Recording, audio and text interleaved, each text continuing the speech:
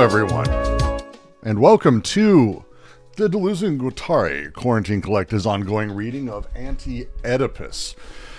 We are in our fourth reading. I lost track. Last week I moved, so we did miss a day, and that's kind of how it happens sometimes. But we are continuing, and we'll just kind of mostly go right to it. We have been going through the second positive task of schizoanalysis. As I summarize, I am summarizing. But the first task of schizoanalysis is necessarily destructive. It is basically recognizing and working to remove larger scale narrative and representational connections that a person may have.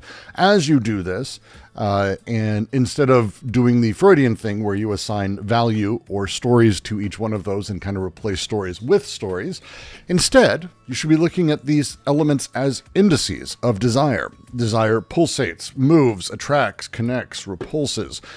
It is not directed at a final goal at any given point. The point of the first positive task is explicitly to look for the indices. The second positive task is to basically rebuild and tinker. And we are working our way through exactly what that means in terms of, at this point, class consciousness and how one may find their place within the social order. This is not an easy chapter. I fully expect us to be going through maybe 2 paragraphs. I think 2 paragraphs might be a little ballsy, to be perfectly frank.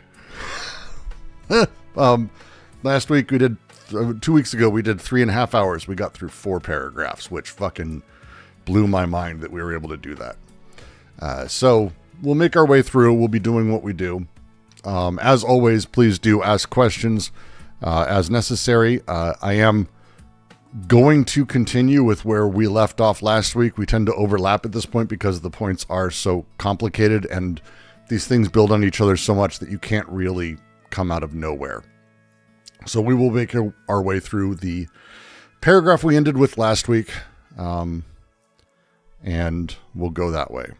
I don't think our audience is all YouTube now. I think we have it's a fascinating group we got here, Ben. It really is. I'm fascinated by it. Still am, and will continue to be. But for the time being, we'll make our way through and get your questions ready. Not only can the libidinal investment, I should probably explain a couple things. Jesus Christ, I hate starting in the middle. I hate starting in the middle of this section. What we've developed at this point is that there's 2 parts to how one determines themselves socially. Since desire is invested immediately in the political and social field, and that is consistent and always, desire immediately invests. You have the unconscious investment of desire. It is invested in superstructures. It is invested in things around. It is invested in elements of social anything. But then you have your preconscious interest. Preconscious interest is not something that is born into a person. You are not white. You are not black. You are not proletariat. You are not bourgeoisie by dint of existence. It's not even by dint of where actually you exist socially. Instead, your preconscious interest is actually defined by where you see yourself and your investments socially and how they come back on you. So the way that they talk about this, and I'll just go back just a little bit. I want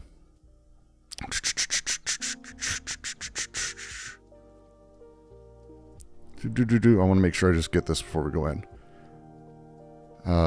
Because the language here is so filled with jargon, it makes it really difficult. There, right in the middle. It is doubtless true that interests predispose us to a given libidinal investment, but they are not identical with this investment.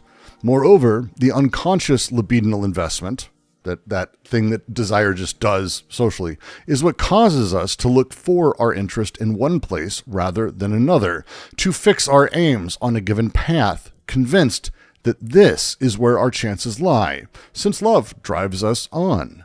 The manifest syntheses are merely the preconscious indicators of a degree of development. The apparent interests and aims are merely the preconscious exponents of a social full body.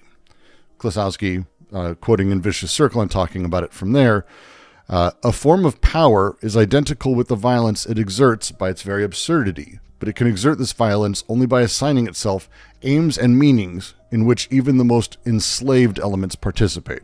He quotes Klosowski. The sovereign formations will have no other purpose than that of masking the absence of a purpose or of a meaning of their sovereignty by means of the organic purpose of their creation, and the purpose of thereby converting the absurdity into spirituality.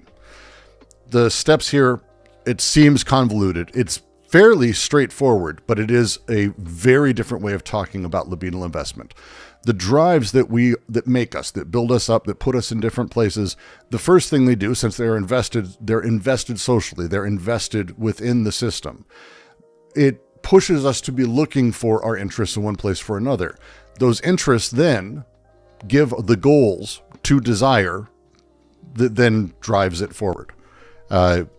We'll be getting into why that's so deeply fucked up and important, but for the most part, we can actually just very easily say, when we talk about people being revolutionary, or we talk about people being reactionary, there's a lot more steps to it than just simply, oh, that person is blah, blah, blah. That person is a revolutionary or reactionary, because a person who is invested, whose unconscious investments are actually in the overall status quo or in maintenance of it, even if they espouse or talk about their position, they're a black revolutionary. It doesn't mean that necessarily that will follow on to being just a truly revolutionary position, because their investments are necessarily reactionary. They are invested in the system. Conversely, you might see Trump supporters and psychotic fascists who seem to want to completely overturn the system and destroy everything, but their preconscious interests, the place that they found themselves, the assignment of the placement they've given themselves, the drive towards changing everything is taken by these preconscious interests. And so you see, I don't know if you watched Mehdi Hassan on just the worst fucking thing Jubilee's ever done, as he debated far-right Republicans who were talking about how they just want everything to change. But their interests they're assigned to places. So they can have ostensibly revolutionary capacities, but it's being assigned and placed within deeply reactionary positions as well. That you can have the opposite. You can have people who are like, I am white, I am that, but they actually end up doing revolutionary shit. It's less common, and they explicitly said, like, you can do this, but these steps are what make us understand not just our position, but how one becomes invested in it and the force behind that movement. So this is libidinal investments of the social field and the investment of interest, the difference between them. Now I'll read, and we'll end up going through it again line by line in a moment. Triad, good Lord. Good Lord, it is good to see you. It has been too long. It has been too long. I hope you're well, my friend. And thank you for joining for my angelic voice. Not only can the libidinal investment of the social field interfere with the investment of interest and constrain the most disadvantaged, the most exploited, to seek their ends in an oppressive machine, but what is reactionary or revolutionary in the preconscious investment of interest does not necessarily coincide with what is reactionary or revolutionary in the unconscious libidinal investment. A revolutionary preconscious investment bears upon new aims, new social syntheses, a new power. But it could be that a part, at least, of the unconscious libido continues to invest the former body, the old form of power, its codes, and its flux.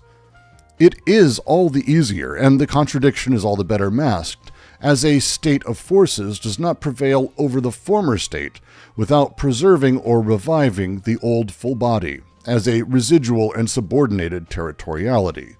Witness how the capitalist machine revives the despotic Urstaat, or how the socialist machine preserves a state and market monopoly capitalism. But there is something more serious. Even when the libido embraces the new body, the new force that corresponds to the effectively revolutionary goals and syntheses from the viewpoints of the preconscious, it is not certain that the unconscious libidinal investment is itself revolutionary. For the same breaks do not pass at the level of the unconscious desires and the preconscious interests. The preconscious revolutionary break is sufficiently well defined by the promotion of a Socius as a full body carrying new aims, as a form of power, or a formation of sovereignty that subordinates desiring production under new conditions. But even though the unconscious libido is charged with investing the Socius, its investment is not necessarily revolutionary in the same sense as the preconscious investment. In fact, the unconscious revolutionary break implies, for its part, the body without organs as the limit of the Socius that desiring production subordinates in its turn, under the condition of an overthrown power, an overthrown subordination. So, this is breaking down the interactions of the two parts of this that I just went over, the preconscious interests and the unconscious investments. And again, desire, the force, the thrust of libidinal desire has no goal. It's not really how it's set up. It has to be assigned one. It has to be given one. Trenches must be dug for it to be moving in certain ways as they make their way. It's incredibly important. Incredibly important. But as they go through, they sort of make the steps. And we'll break down, because again, they use a lot of jargon in this, but there's a reason. They're defining an entire new way to understand the libidinal economy of repression. Kind of important that you kind of invent new concepts. So we'll get through it, and it's going to be a couple steps. As we go, don't hesitate to be like, what the fuck? Happily. Happily. So, up first. Not only can the libidinal investment of the social field interfere with the investment of interest and constrain the most disadvantaged, the most exploited to seek their ends in the oppressive machine. We'll kind of cut there. The types of investment are important here. As I said, there's the unconscious desire, libidinal investment, directly being invested. And then there's the investment of interest, which is like what we might call, or what people call their rational interests. When we talk about how voters vote for their interests, or those voters don't, the other side never votes for their own interest. This is what we're talking about as a thing. These two things are kind of playing, again, from one, traditional psychoanalysis, but they're also pulling from what we might call like an economic register, what Marx brought to this. The whole point for them is that unconscious desire itself can actually operate against or with conscious political interests, or what we understand to be our interests. And actually that thing kind of gives us the drives to find them in very particular places. That's the setup here. The question underneath all of this, just to reiterate, is to go back just a few pages. Reich asked the question, why do men desire their own repression?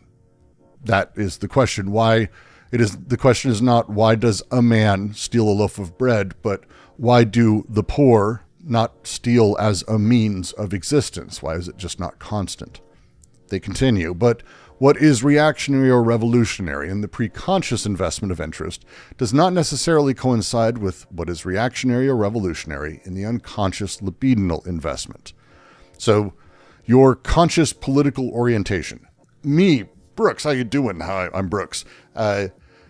Ostensibly based on social norms within the country or culture I grew up in. And we can probably just go back to, I grew up in a suburb of Denver, Colorado. The one very white, very Christian, evangelical / Mormon. That was the battle was between those two. The position of where I sit, my political orientation, generally speaking, was like wine mom republicanism. I don't like that's. This is the place. It's what about white men? What about men? What about middle class? Do you care about that? Blah, blah. This thing necessarily operates independently of unconscious desire. So the whole point here is these two, the disjunction between them, important term for these guys, is about understanding that class consciousness doesn't operate exactly or how Marx assumed it does, that we have preset positions. LJ, Mormon too? Mormon too. We had I think the second largest at the time Mormon temple outside of Utah was in Littleton. Ugh. They would open their doors so you could visit, and they would burn all the fucking carpet the next day. Fun place. But the point here is to challenge that idea that like class consciousness is something that is innate or built in. Because when we look at the proletariat and what bourgeois means, and let's presume we're going back almost 80, 90 years, because I think, I'll get to that. When we go back to Marx's time, it's kind of easy to understand who's bourgeois or who's proletariat. It's like, oh, the bourgeois has money that's investing, the proletariat are the working class.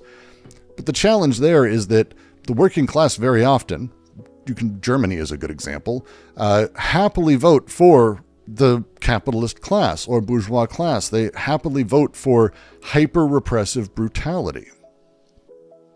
But why? Well, it's because it's not just that. Revolutionary consciousness doesn't happen at the level of interest, or actually isn't even necessarily needing to coincide there. Even if there is revolutionary interest, the overthrowing of the Tsar, or the overthrowing of the Republic of China, the old Republic of China, the setup there doesn't even mean necessarily that there's true revolution. There's desire for it, there's thrust with it, but there's more pieces to this. There's more pieces to this at this point. And these things don't necessarily align. Not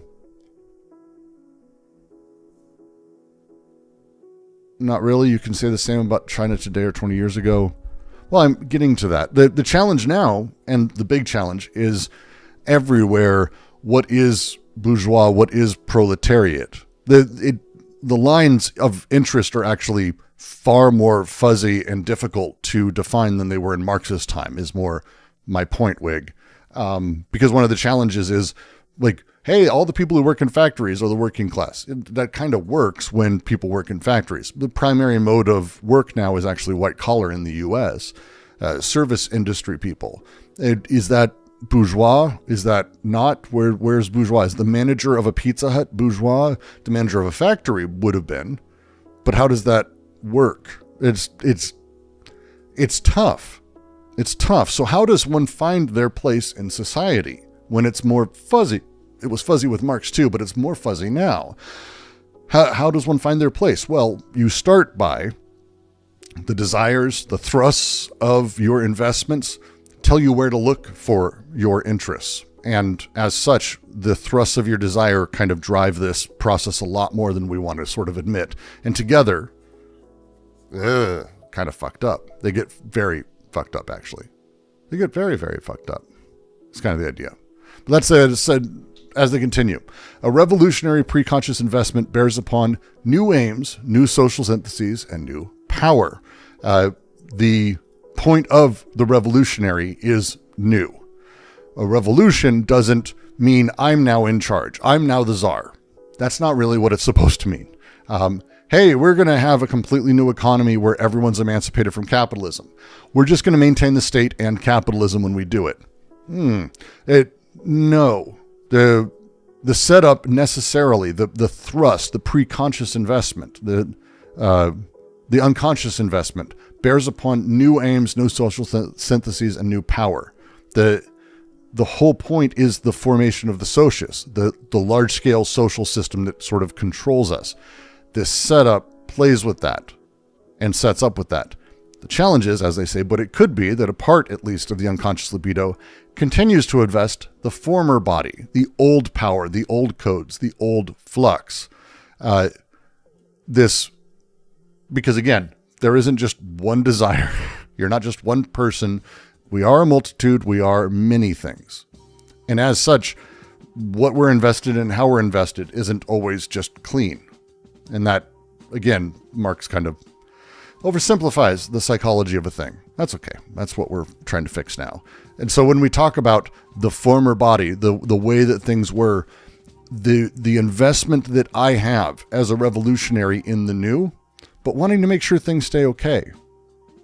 I've got this. It's fine. I'll happily talk about the great challenge I have, which is the Zizek line.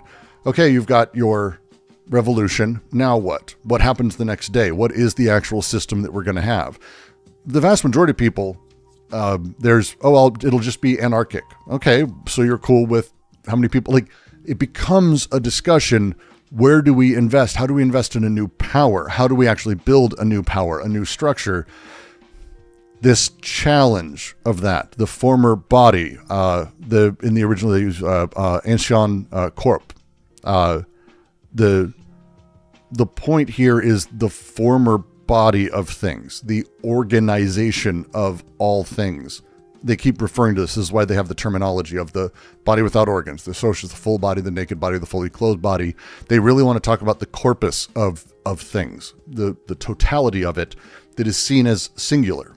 And when you're invested in those singular things, which is an oversimplification, doesn't talk about the mechanistic underneath, and certainly isn't dealing with both of them, when you're invested in that, you're going to bring those things back unknowingly.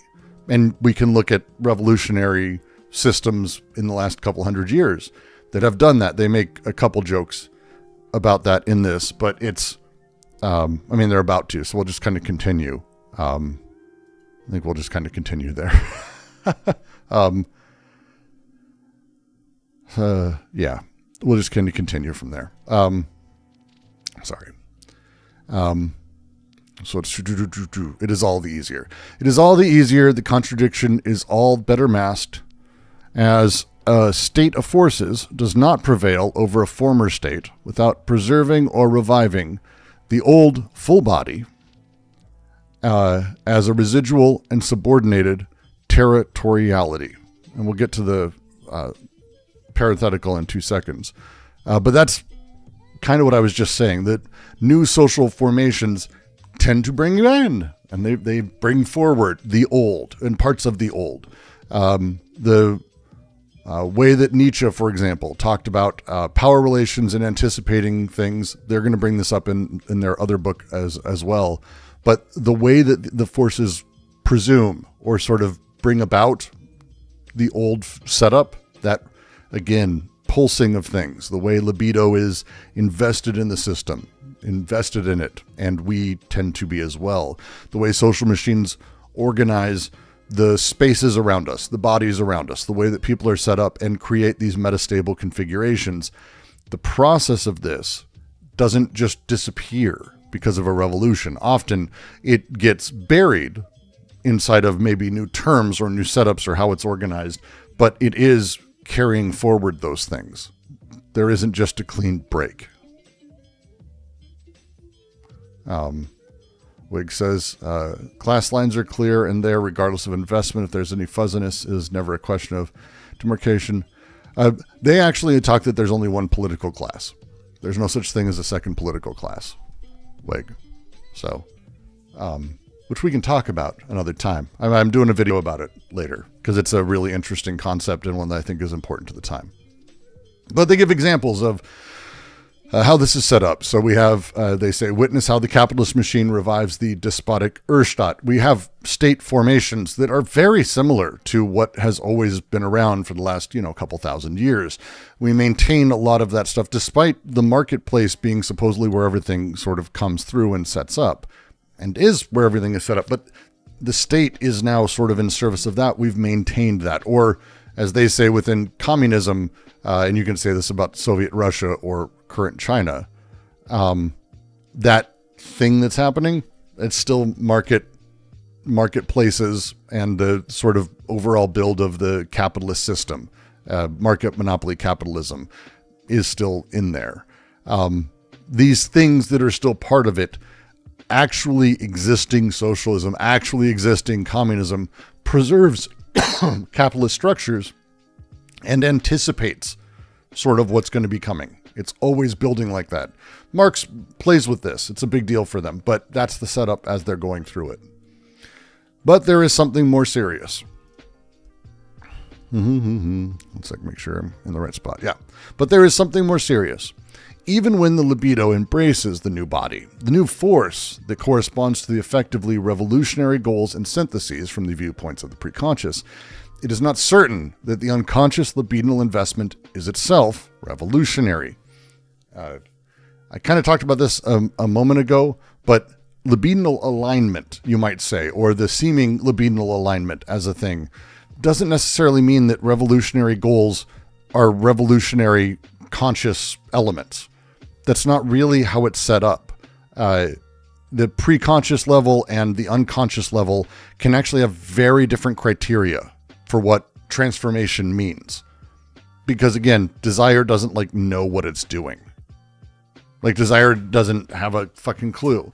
It's up for change or for the same, But what does change in the same necessarily mean? It doesn't exist in that way. There isn't like desiring machines thinking philosophically about what change means before it makes a choice. Desires invested. V says, are these investments similar to deterritorialization, reterritorialization, Kerouac and Celine they were talking about earlier? Kerouac, yes. Kerouac, certainly. They were referring almost directly to this. The nature of the way that, I mean, if you know Kerouac's story, wandering and nomadic and open to anything, but then deeply fucking reactionary conservative as time went on. The whole question for them is, how does that come to be? I know people who are very, very like revolutionary thought. They want change. They're tired of the world. They're tired of that. And they're backing awful shit. How did Germany come about? Like, that's again the question for Reich. And it's because it's not just one simple process. Oh, I want change. Cool. That who gives a fuck? What does change mean? What does change mean to you? How do you see yourself socially? Well, what determines how you see yourself socially and what empowers that movement in various directions are not the same thing. And they're not born of the same thing. They're not set up in that same way. So as these things make their way out into the world, as they do stuff, we actually deal with that sort of larger problem that psychoanalysis didn't really solve on one side, but Marxism also didn't really solve on the other. This is, again, why they're doing their best to sort of extricate and bring them together as they're doing here. Because it isn't just like ideology, as Marx would say. Oh, they're just being tricked. No, it's not psychoanalytic where it's like, oh, their unconscious desires are really where it's at. No, it's a mix of these things, but it's a very particular processual ongoing process that is continually falling back on itself that's building these things. And as they say, the same breaks do not pass at the level of the unconscious desires and preconscious interests. The ruptures in things, the breaks, coupures. I don't speak French at all. I barely read it. But it breaks is the term that they use. Cuts also is it's commonly translated as. But the whole point is that there is, inside of unconscious sort of elements and how things operate, there are different logics that work in different ways than conscious ones. And they don't undergo the same transformations at the same moments in the same ways. The breaks that happen do not pass at the level of the unconscious desires and preconscious interests. They're different breaks, different shiftings, different moments that don't ripple in the same way even against each other. This is not two layers of the same stuff, and if there's a break here, then there's a break there. This is layers of a multitude of things that interact differently, have different breaks and different things entirely. They operate differently. So they say, the preconscious revolutionary break is sufficiently well defined by the promotion of a Socius as full body, carrying new aims, a form of power, a formation of sovereignty that subordinates desiring production under new conditions. So we have the preconscious revolution, right? Which is about the new Socius, the large-scale social machine. Right now it's capital. It was despotism or the earth, animism of sorts. And those things are what organize the social field and goals and production. That is the rule of production, the logic of production, more or less. The Socius's full body grounds these things. It organizes social production, but is also its own product.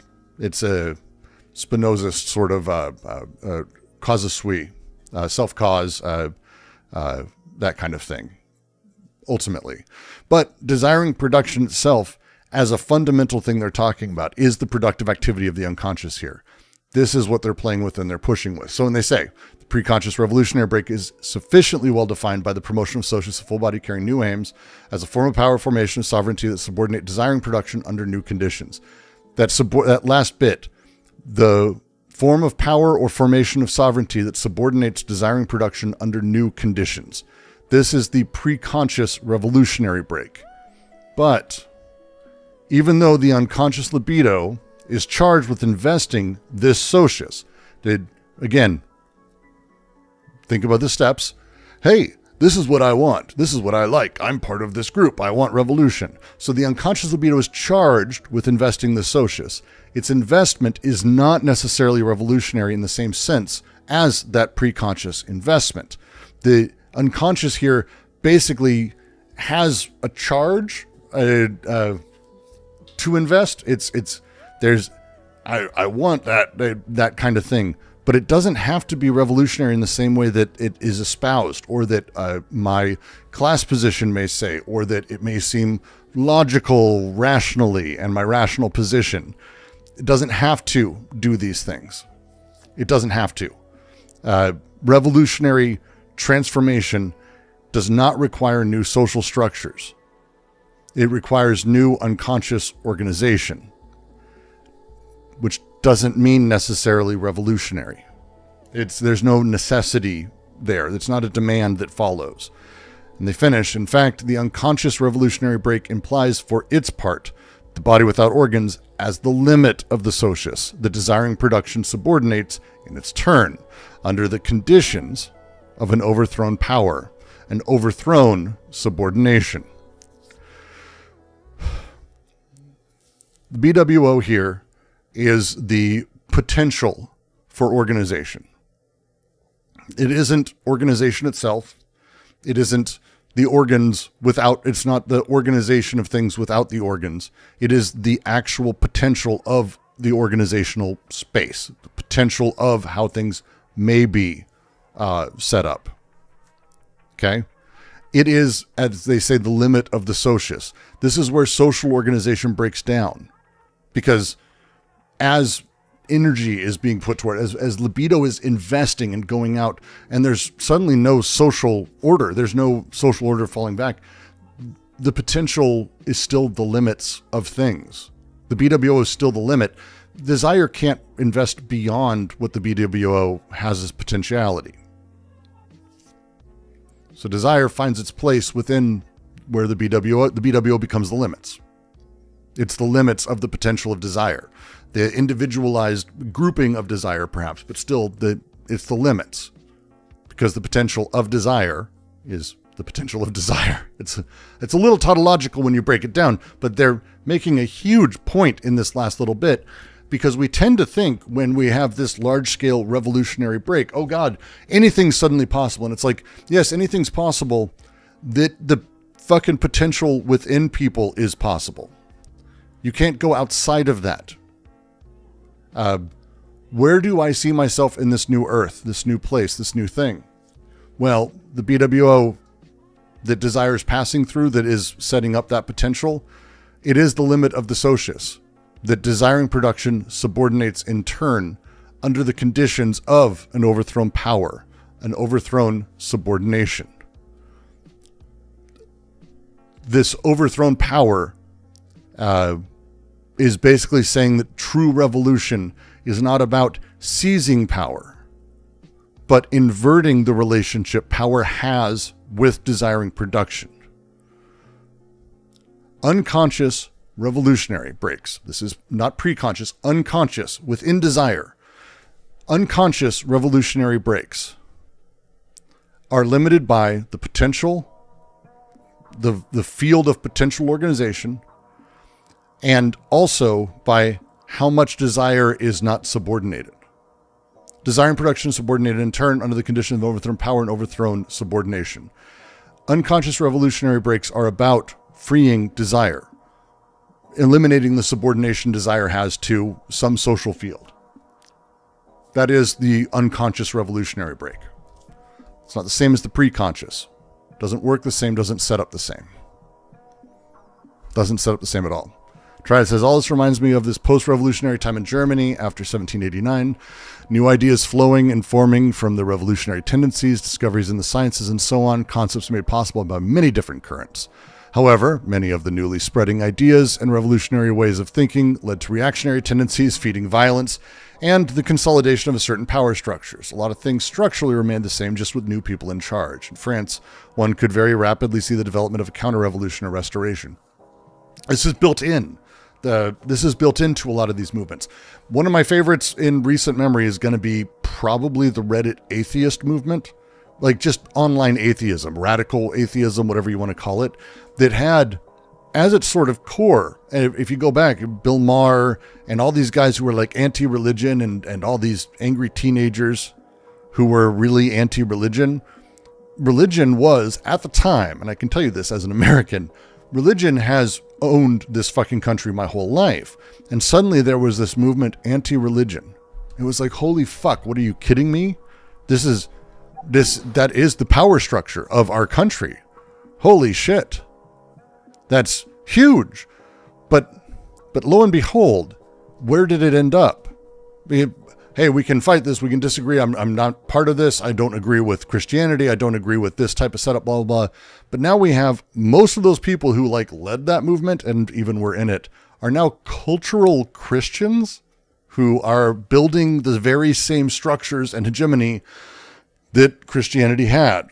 Now, they have different words for it, different symbols, but they're very aware that they're just recreating that same structure. In fact, nothing changed meaningfully in that sense of how the atheist movement destroyed Christianity. But Trump is filled with those now, groypers and all this, and people moving to like tradcath worlds.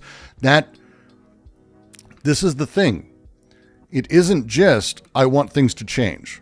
Because if you go and you read the old like Reddit atheist posts or Twitter atheist or again, there were MySpace pages with atheist rappers. Like, it was a weird time.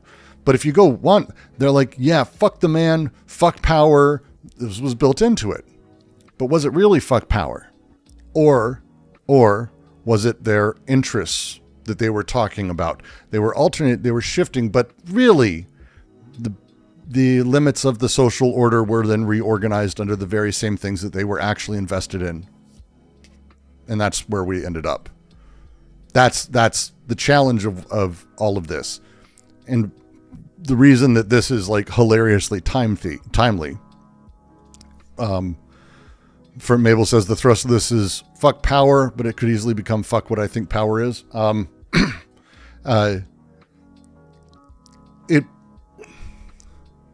You can scream fuck power, but until you understand what power is, or until you can actually assign power to different places, this is where you start having this conversation. How do you set it up? Ozzy Osbourne died. Okay. Poor Sharon, what will she ever do?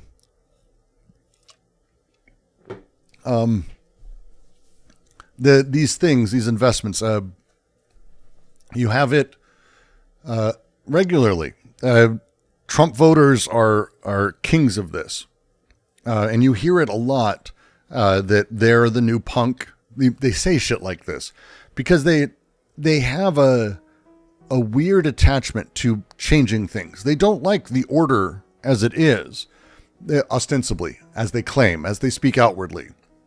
And yet they very much seem to. This paradox is not because they're stupid. Many are. But this paradox is not stupidity. This is the building of those social patterns, the social orders, the actual unconscious libidinal investments married to and dealing with the conscious or pre-conscious interests as has been determined socially. Again, built out of material conditions.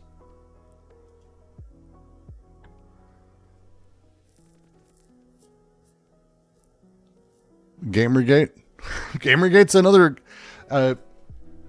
Gamergates, all of these are they're all, you can go through, and the internet's rife with this because the internet is sort of, by how it's built, a wonderful machine for creating reactionaries, and the way it's set up, it's really good at it. Find an internet movement, Coney 2012. Pick an internet movement that was really big, that was ostensibly about changing the world, that devolved into anything but. Enjoy that. It exists in everything. It exists in everything.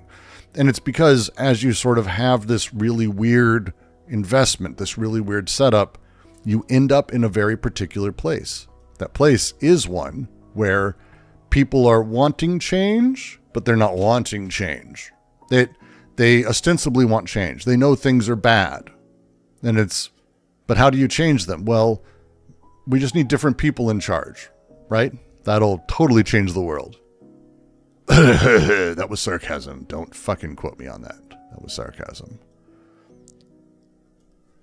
So that's revisiting where we left off last week, and it only took us 50 minutes. It only took us 50 minutes. Questions, comments, anything on this one before I move to the next little bit? Because there's going to be a lot more BWO stuff coming up here and a lot more conversations around these various elements of the libido. So I'm happy to get into it more, happy to have that conversation, but it is happening. So if you have stuff to say, common.nat, feel free.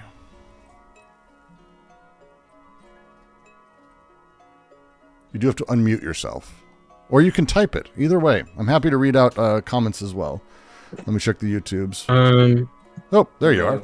Welcome, welcome. Hey, so I have like one like curious, like I don't know. I'm just curious on what like what they mean, or I guess when you're reading like what they mean by like revolution, because you keep like revolutionary movements, and I'm aware that they came around in like the 60s. Like they're like when they were. Sorry, I'm really bad talker. You're doing fine. I'm very bad at it.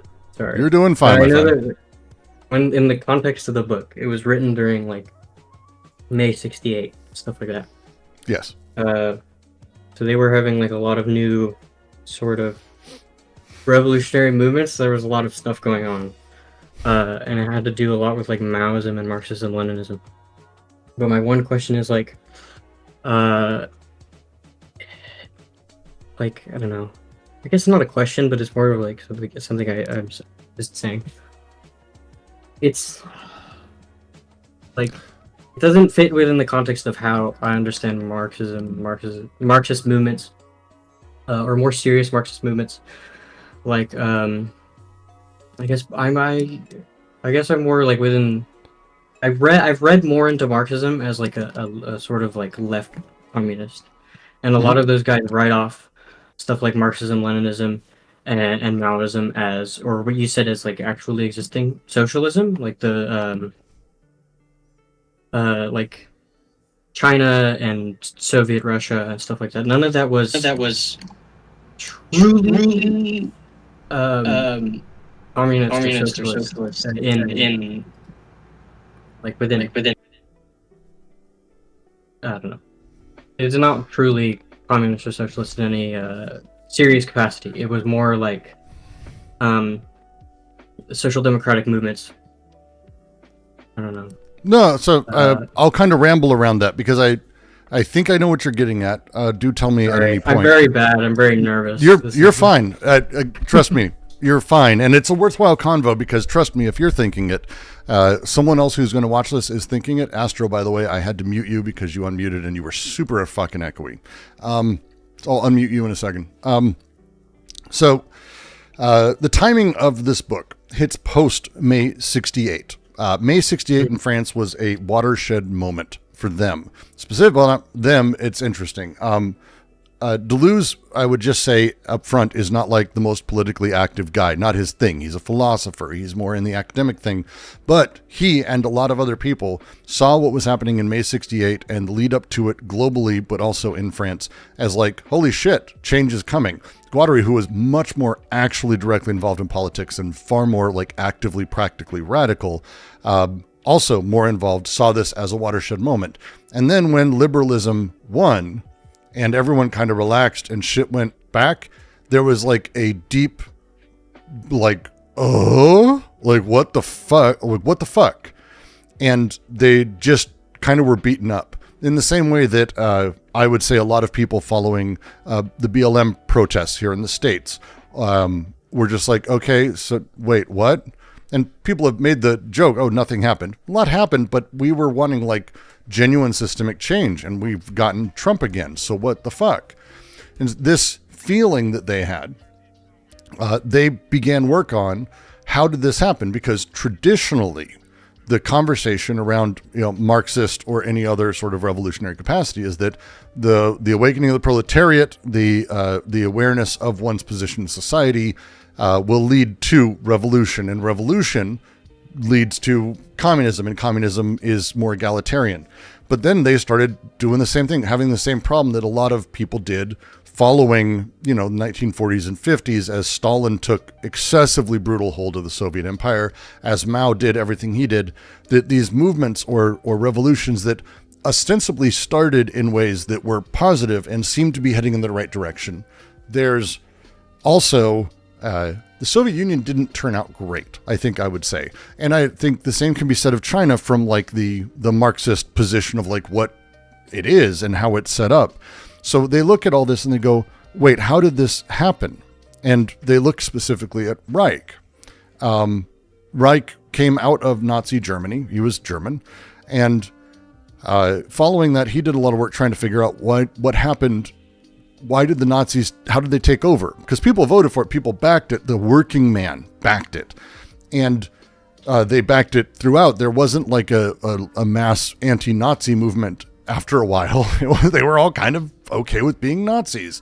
And what the fuck? And his question was, why do men do this? Why do they end up in this position? Why did the Soviet Union end up becoming this brutally totalitarian regime? Why does China become ultimately more capitalist over time? Why over and over do we see these moments fail? And the traditional Marxist view, to them, fails to account for the whys. If we want to have a conversation about, well, it wasn't true communism, they never quite made it, what you run into then is, well, that's fair, but that means that can communism exist would be the first conversation to have, because the material conditions that produced the systems and the people that were in those positions, they created all of this. They made this happen. And so what is needed for that next step? What is needed to overthrow capitalism? What is needed to change these things? And the answer isn't simply saying, well, we have the proletariat needs to wake up, or we have the worst, the lumpen proletariat now, who's like the dumbass of the working class, who will never be able to be enlightened, but we need to figure out a way to get them on board. But even if we do, we've seen that this doesn't turn out well. I'm unaware of any revolution that's turned out well for the most part in the last 100 years that's pushed towards that. They've at best become kind of sad or brutalized in the larger system of capitalism. So how do we move forward? And that's their question and the thing they're driving at. So May 68 was formative to them because they saw it as a failure of not just simply leftism, but of understanding how people can be invested in this.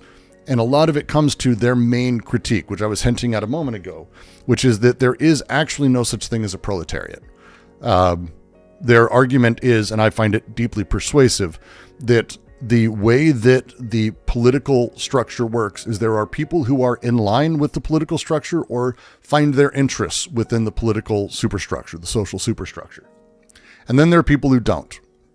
But people who don't find themselves there, that is a negation. It's a negative. You don't find yourself there. That's not a position. Not being part of something doesn't give you an affirmative position, which means you can't really define that thing in that way.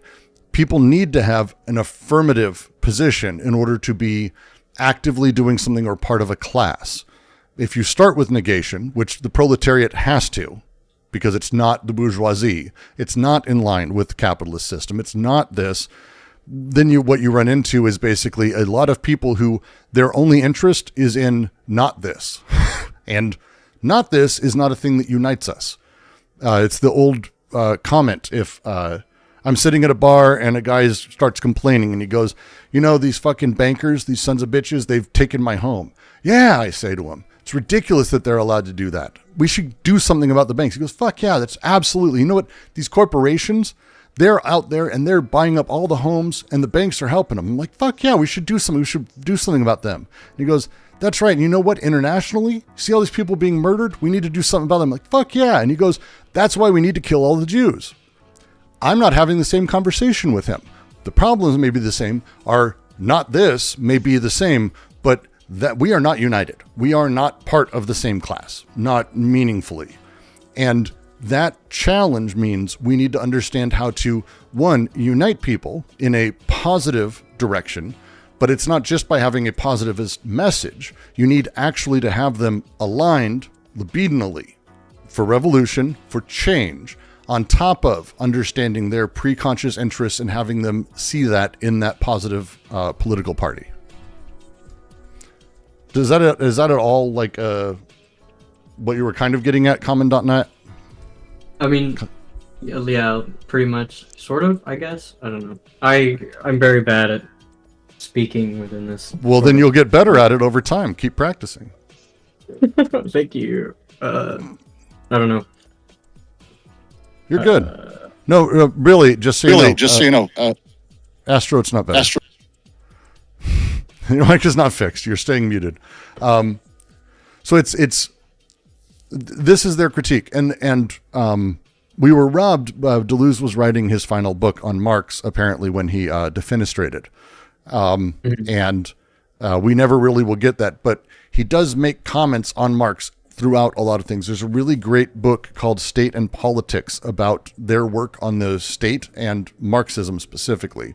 But Anti-Oedipus is about bringing in, taking Marx and going, hey, instead of just thinking about production and how the material, means the material world creates production and blah, blah, blah.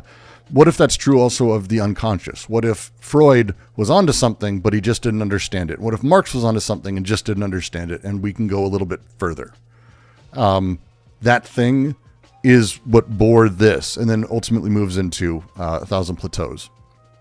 I am oversimplifying some of the things, but again, that's kind of the direction that they're mostly heading, is trying to say, how do we explain these problems, and how do we move from there? And you can go, famous Marxist-Leninists today, governments. If you haven't been to Vietnam, for example, if you were to visit Vietnam, lovely place, don't get me wrong, you'd be like, this is a communist country? It's not really. It's really not. It's excessively, there's a lot of poor people who are super, super fucking exploited by a ruling class.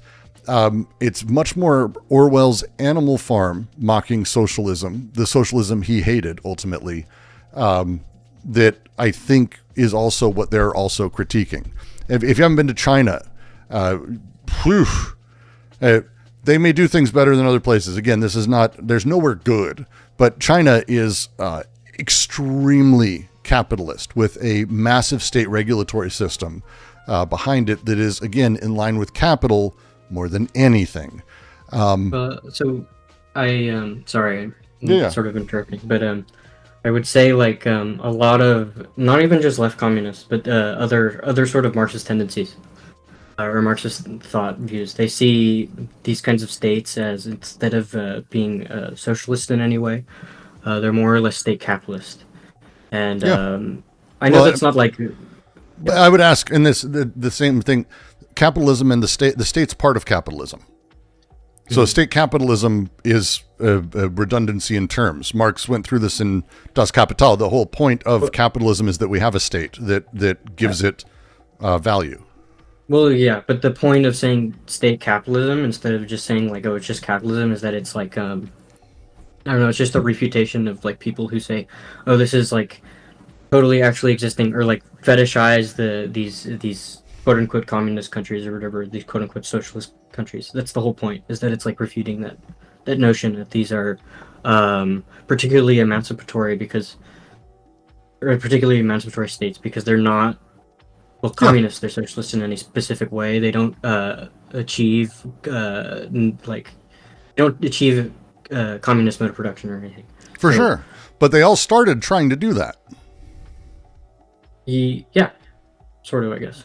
Well, I mean, I would say the Bolshevik Revolution is kind of as commie as you can get. I would argue Mao and the Red Book and everything he did, deeply commie, and good ideas for the most part. Like it's good shit that went sideways, you might say.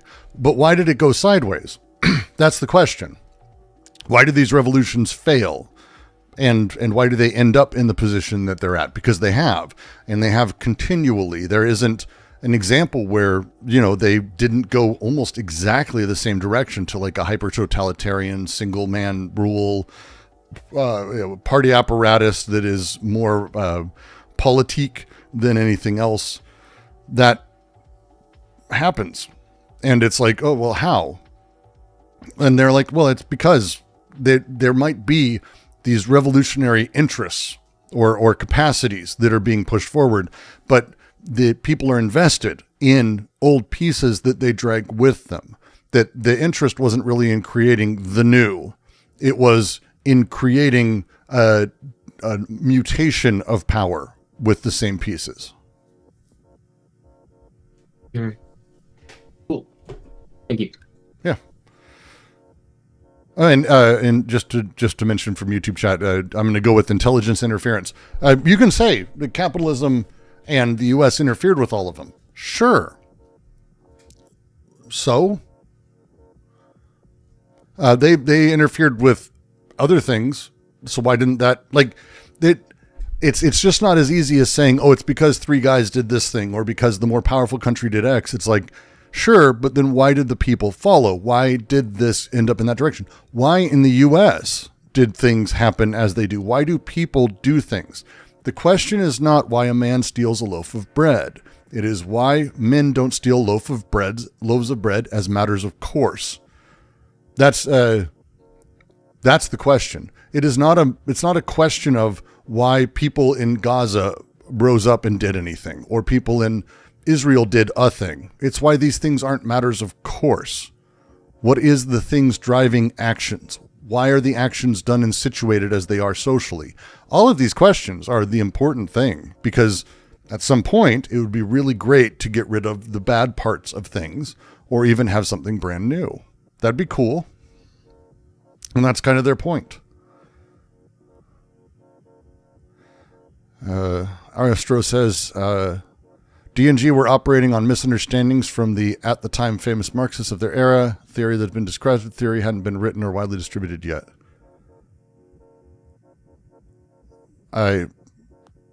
What misunderstandings? I'd have to understand what you mean by misunderstandings. Can I chime in again? Or is this? It's Astro said that in chat. Let me see if you can. I'm unmuting you, Astro. Maybe. And let's see if I can hear myself. Okay. How are you doing, Astro? Terrible. Fucking.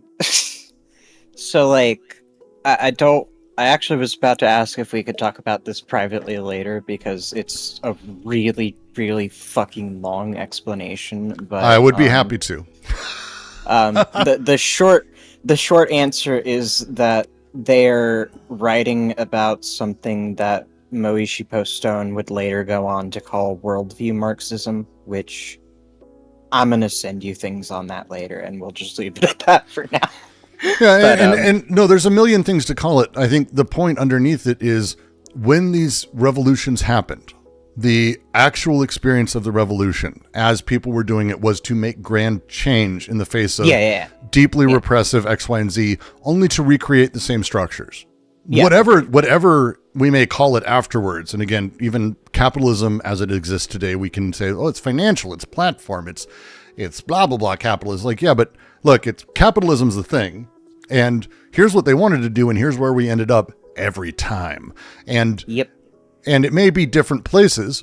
It should be. They all, like, again, China and Russia aren't the same place, the same people, same material conditions, same setup. They're going to be different. But the underlying thing that is absolutely true is the revolution didn't happen. Not like they thought it would, and it didn't continue in a direction that was emancipatory. So the question would be, why?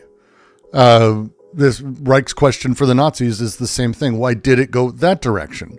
It's deeply unsatisfying to say that it's just ideology. They were tricked.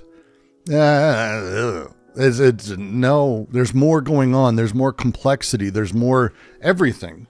And how do we figure that out? And that's what their answer is coming from. Tuxedo says, maintain the status quo and at biological level homeostasis. Simondon would call it metastasis, which I always have been a fan of as a term, because there is no stasis, not like that. That's not really how things function. But metastable is the way that a tornado works. For example, when you see a tornado, you go, that's a tornado, which is weird if you take a moment to just consider that you're looking at particles in a very particular movement, that there is no stability or stasis at all, but yet you can see that thing and it's there until it collapses. And it doesn't like slowly not become a tornado. It's a tornado one moment and then not. There's a metastability there. D&G owe a great deal to Simondon. Flatly owe a huge amount to Simondon. But like that thing you're talking about is absolutely it. They talk about it. They quote Nietzsche in here, and they're talking about Nietzsche. Klosowski's Vicious Circle, which we're doing a reading of in a couple weeks. Can't wait. That is about that. The way that the eternal return operates. People go from experience to the model of things. Back and forth. We oscillate. It's not a choice really, but we understand things based on the model of the world that we've got. And that model is an effective composition, affective composition over time and intensity that produces the ability to understand constantly.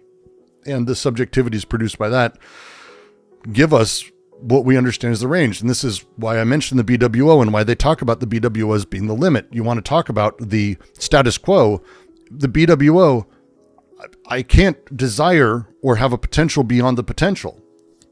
So I am conditioning. The conditioning of my life is the conditioning of desire. That's how it works. That's what the BWO does. That's how these things work together, that there is a limit. We may be able to go outside of what is socially understood, but I'm still limited. That's it. Yes, a triad nailed it. Experience is set as ontology. It's one of the big problems of thinking in general. You cannot think things you can't think, which is not a tautology, despite it sounding like a very silly, dumb aphorism. If you can't think about something, you can't think about something. Because you don't have that in you. Yes, imagine colors you've never seen. Try to imagine the experience of death. Yes. Imagining things is done within the realm of the potential as you know it. Things are built within only that. You can't step outside of it. I don't know what it's like to be a black trans woman. So I can have empathy as a human, but I can't know those things. And if I start imagining what it's like to be a black trans woman, it's not going to be what it's like to be a black trans woman. It's going to be what a white middle-class cis dude sees as being a black trans woman, which again, empathy is good, but understand that I'm putting myself in that. I'm not putting them in me. Potential is limited. It is what it is. That's how it's set up. This is how things are set up. You've kind of YouTube rabbit holed here. Is this a reading group? This is a welcome to the Quarantine Collective, River Analysis. We do Anti-Oedipus readings every Tuesday for a couple hours, and we're on our third reading. I don't even know anymore. I've actually lost track. I need to go look. I've actually lost track. But we do readings of Anti-Oedipus, and we are in the middle of the final chapter, slowly making our way to the end of the book. Speaking of, I would like to actually get to the next paragraph. Because now we're 70 minutes in. As Lil Jon said, let's go. Let's go for it. We're going to make our way to the next paragraph. If you have further questions or comments, do not hesitate to post them in the chat. And for those of you on YouTube, if you like what I do, feel free to drop a membership, subscribe, ring that bell, all that dumb shit, send a super chat as a thank you, or head to Patreon, patreon.com/DGQC. Everything helps. If you can afford it, it means a lot. Thank you so much. All right. To continue. I'll read and then we'll go back line by line again. The pre-conscious revolution refers to a new regime of social production that creates, distributes, and satisfies new aims and interests. But the unconscious revolution does not merely refer to the Socius that conditions this change as a form of power. It refers within this Socius to the regime of desiring production as an overthrown power on the body without organs. It is not the same state of flux and schiz. In one case, the break is between two forms of Socius, the second of which is measured according to its capacity to introduce the flux of desire into a new code or a new axiomatic of interest. In the other case, the break is within the Socius itself, in that it has the capacity for causing the flux of desire to circulate following their positive lines of escape, and for breaking them again following breaks of productive breaks. Don't worry, we're going to go through all the jargon at some point. Do not worry about that. The most general principle of schizoanalysis is that desire is always constitutive of a social field. In any case, desire belongs to the infrastructure, not to ideology. Desire is in production as social production, just as production is in desire as desiring production.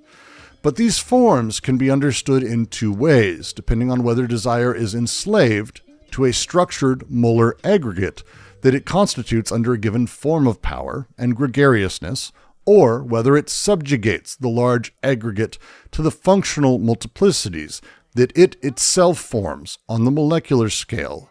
It is no more a case of persons or individuals in this instance than in the other. If the preconscious revolutionary break appears at the first level and is defined by the characteristics of a new aggregate, the unconscious or libidinal break belongs to the second level and is defined by the driving role of desiring production and the position of its multiplicities. It is understandable, therefore, that a group can be revolutionary from the standpoint of class interest and its preconscious investments, but not be so, and even remain fascist and police-like from the standpoint of its libidinal investments. Truly revolutionary preconscious interests do not necessarily imply unconscious investments of the same nature. An apparatus of interest never takes the place of a machine of desire. It's a lot of jargon. Don't worry, we're going to go through it. There's a lot here. There's a lot being said here. Go for it. I hear someone trying to talk. What do you got? No? I was actually just going to ask for the quickest, easiest rundown of Socius as a concept. Yeah. So production happens at the large scale, and something takes credit for it. Something seems to be the quasi-cause for production at large. So if we go back to the savages, as they call them, the prehistorical tribes, uncontacted tribes that do not have a state or a king or anything like that. They may have a tribal leader, but the tribes exist in a way where the earth is the Socius. We literally inscribe into the earth ourselves. We write and record ourselves in the earth. You can literally see this by looking at old everything or seeing how tribes work. You till the land, you walk through it, you kill the buffalo, whatever you may do, but you're actually inscribing into the land. And in turn, the land seems to be the thing that gives you everything you need. It provides, it builds, it is the quasi-cause of all that comes after. This is a Socius. The first is the earth, primarily, in the way that they're going about this, the full body of society. The earth is that. Following the earth, we move into despotism, that of the Godhead. It isn't really about the king persona, but it's about the king as position, the pharaoh, the Godhead, whatever that may be, and the state apparatus and bureaucracy that wraps around the king to enable this. That despotism is the second Socius. From there, we mutate into capitalism.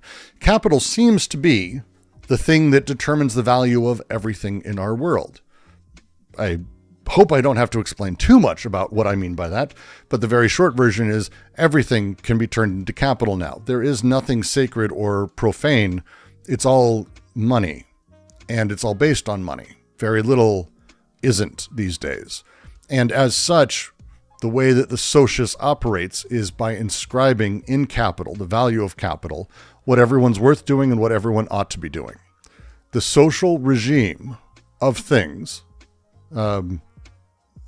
be careful with how you word that, Ben. The social regime that exists at a large scale and seems to be the thing that creates all and all is due to. It's an important distinction. This paragraph is actually talking about what a fourth Socius might be. It's the beginning of that. I tend to ascribe, just to be very upfront, there's a lot of thoughts on this. I genuinely believe in what Holland talks about, that the fourth is permanent revolution. We'll get into that. But they're talking here about what revolution means and how it operates and how it works, because it's about, within capital, where we've landed, is the desiring machines are crushed by representations at large. Desire is crushed by the aims and goals of capital, by the way representation works. It is channeled, it is conditioned, it is built by the words we use and how those words come to function. That thing... Quick question here. Please. Because I think it does relate to the Socius, but not necessarily with the revolutionary or not. This is probably... I don't know if this is too Lacanian. That's why I wanted to ask. Right. So, for a very, very cliche example, in fashion or whatever, art, whatever, you have these cycles, usually 10 years. Okay. Anybody who works in the industry know that, the high-waist jeans, it's in again after 10 years, or some sort of street drugs is in again after 10 years, although fentanyl is a little bit different case. Does this belong to this almost like a quasi-causal, but also maybe like a empty signifier area when it comes to the Socius?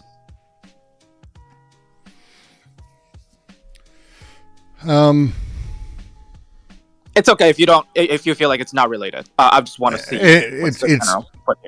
So I'm going to give a more general answer rather than a direct one. The Socius is responsible for all production and how production is organized underneath it. The way that capital, for example, organizes all production, including desiring production underneath it, it isn't even about anything specific. Capital doesn't give a fuck about anything. There's no codes, none of it.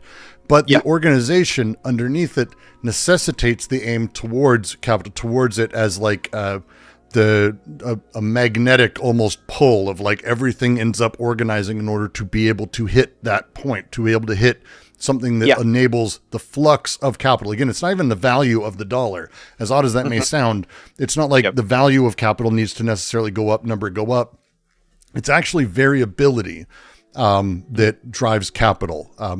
Investors, well, money may go up. If you have consistency going up, that's actually much less interesting to investors because that's long-term, gains, but everyone will be going for it. The more interesting thing and the more consistent thing is actually variability. If I'm going to have one day a loss of, like Tesla. Tesla's actually a perfect example of this. It's why capital loves Tesla. They have a drop of like 50% of their stock price, and then the next week it's like back by 40%. That variability means more money can be literally made. Even though more money can be lost, more can be made in that variability. And as such, that thing spreads out and it spiderwebs and becomes the thing that becomes socially determinant of all desire. I can see that the variability part might not necessarily relate to what I'm saying, but I still feel like it's heavily related. For example, how the oldest thing talking about, even from Marxist time, about capitalism has its own cyclical crisis cycle, whatever. I'm not saying like I don't think it's the same thing as the fashion trend come back always 10 years or some sort of abstract art trend in millions of dollars in the museums. They also come back after 10 years or whatever. I'm not saying they are the same thing about this crisis, but I do feel like it's highly connected to the Socius about, what kind of variability can there possibly be? And what kind of variability can it be used to maximize some sort of production? So I do feel like, for me, it's very close related. It's not the same thing. I'm wondering if you see So it. specifically on that, I would say, so it's related, but it isn't quite that continuous repetition of things or the way that those things come back. What's happening is there is a push within capital. And the way capital works that they go through in chapter 3, that the expansion of the potential also comes with a receding of what they call, they have an inner and outer. It's a whole complex topology, but we have a larger potential that shows up. Some guy invents a new mousetrap, let's say the internet, for example, or a new material in the case of fashion that enables suddenly all of this, like leggings. Let's just talk about like leggings as a thing. Yep. Suddenly this Yep. new material shows up, new method of production, and suddenly everyone can produce it. There was an explosion, but then also a receding. And that continuous pulsing and back as capital expands but contracts that is always happening is a huge fucking deal to how all of this operates. That receding is the hey, oh my God, we've invented new things. I've got a great new way to do stuff. Take AI, for example. Oh my God, we can free everyone from the determined work of this really shitty stuff. We could, but we also need to be careful. That's kind of we need to be careful. And so capital's really contracted this time around. But that continuous thing, the push then becomes, how do we redo that? But again, the potential is only able to be what is within itself. You can't invent new all the time. That's not how it works. The new necessarily brings the old. So new fashion shows up. They're going to do bell bottoms. Bell bottoms were back again a few years ago. Thank God. I really like bell bottoms. But they were back a few years ago because they had a new way of manufacturing that enabled that. And so people were trying to find niche markets. And so they do everything they can. It expands out. All the potential's there. And then it shrinks again. And that continuous contracting and building is part and parcel to the whole thing. Yeah. I do feel like this continuous repetition versus almost like a neurosis about getting new things at all time. I feel like they are almost the two different sides of the same coin. I do think it's more related to what you're saying as Socius, but I do feel like, because the fashion and whatever the nonsensical thing, they cannot really be reduced to a lot of things. You don't really have a way of saying, oh, these things have an inherent monetary value, right? For example, one of the first things that they teach in art school is that art have no inherent monetary value, but you do still see these repetition of patterns that's coming in. So that's why I was mentioning. Anyway, thank you. Well, so part of what they talk about, especially in capitalism, is that the edge case people who are doing art or the scientists who are inventing, that Klosowski talks about this in Living Currency. You need to think those are not necessarily valueless, but consider them instead the same way that when you stand up a factory doesn't just simply appear. You have to waste product, you have to waste time, and you have to waste labor in building a factory, not just in building it, but in prototyping. Because that's what art is. If we reconsider all things in line with production, art and weird science and random shit and what seems like a fucking weird thing I'm doing over here, these are all prototypes for things. They're waste in that sense, but they're not valueless. Just in the same way that the Apple factory that is in China that builds iPhones, they didn't just stand it up. They had to test the machine, and then it didn't get it right, and they had to do tooling over and over again. It takes months and months and months, and they wasted a shit ton of product and time. But that wasted time is part and parcel of production. It's necessary for capital, and art is no different. That's all art is. I see that. I mean, one of the reason I mentioned the most important reason I mentioned that when art school you go to art school and they say, oh, art has no inherent monetary value. It's like you have a pre-capital phase, and then you have a capital phase, and then there's nothing inherent in either of those, right? So I just feel like maybe the capital and then how it transitioned from non-capital to capital is actually dependent on the repetition itself. So I think this part is actually quite closely related to the Socius that's being mentioned in this paragraph. But that was just my perception. I could be totally wrong. But no, it's an interesting thought. Deleuze, his new La Poujade just finished translating Deleuze's lectures on art, on painting, I believe it's called. I highly, highly recommend them for you, specifically all day. Thank you. Somebody please type the title in the chat. Thank you so much. It's called On Painting. Okay, sure. Like, Thank you. That's That's fair it's, enough. it's whenever I say it's Deleuze's lectures on painting, it's like Bataille's book on Nietzsche. I don't mean it's his book on Nietzsche. I mean it's his book, quote, on Nietzsche. It's fuck. But it's I literally just what that means. You just repeated them. I know, but it's because the title is on Nietzsche. That's the title of the book, but it's his book on Nietzsche. It's fucking frustrating. I don't know another way to describe it. I just wanted to say real quick, I got it. I just wanted to make sure that I understood. Thank you. All right. I'm now going to go through this paragraph. Okay. The pre-conscious revolution refers to a new regime of social production that creates, distributes, and satisfies new aims and interests.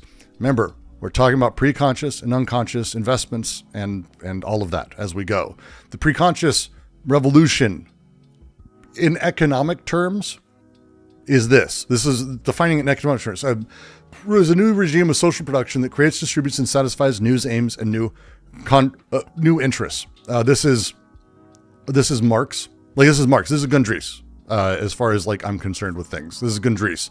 The classic way we talk about economics and things politically is production, distribution, and consumption. But for them, they're playing with it and twisting it a bit to talk about aims and interests, because it's not really about use value. It's not about commodities, not in that sense. It is about aims and interests, the way that these regimes play together and they work and organize each other and are organized together around this new configuration is the deal. They continue, but the unconscious revolution does not merely refer to the Socius that conditions this change as a form of power.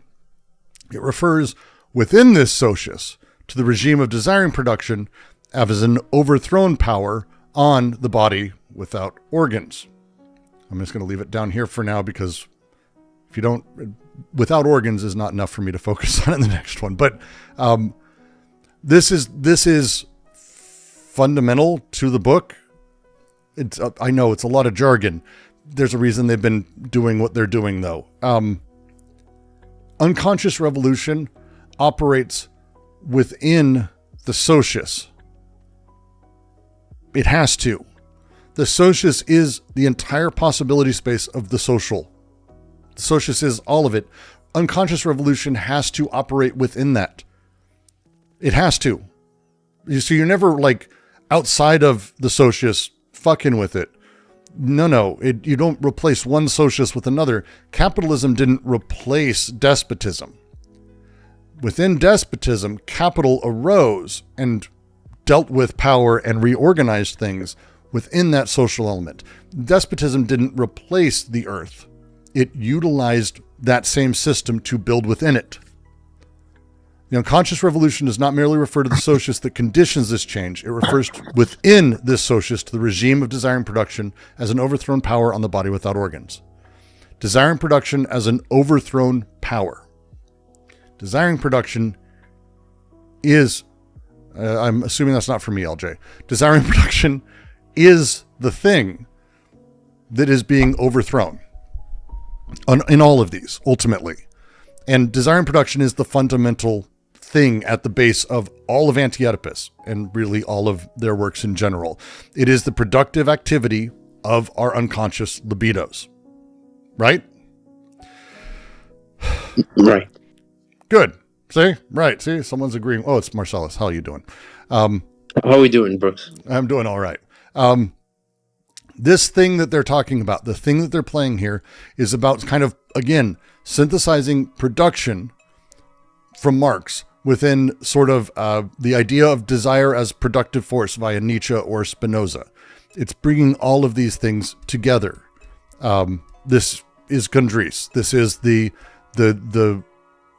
way that they play all of these things together comes together in this sentence. This paragraph is really important, but this sentence is super huge.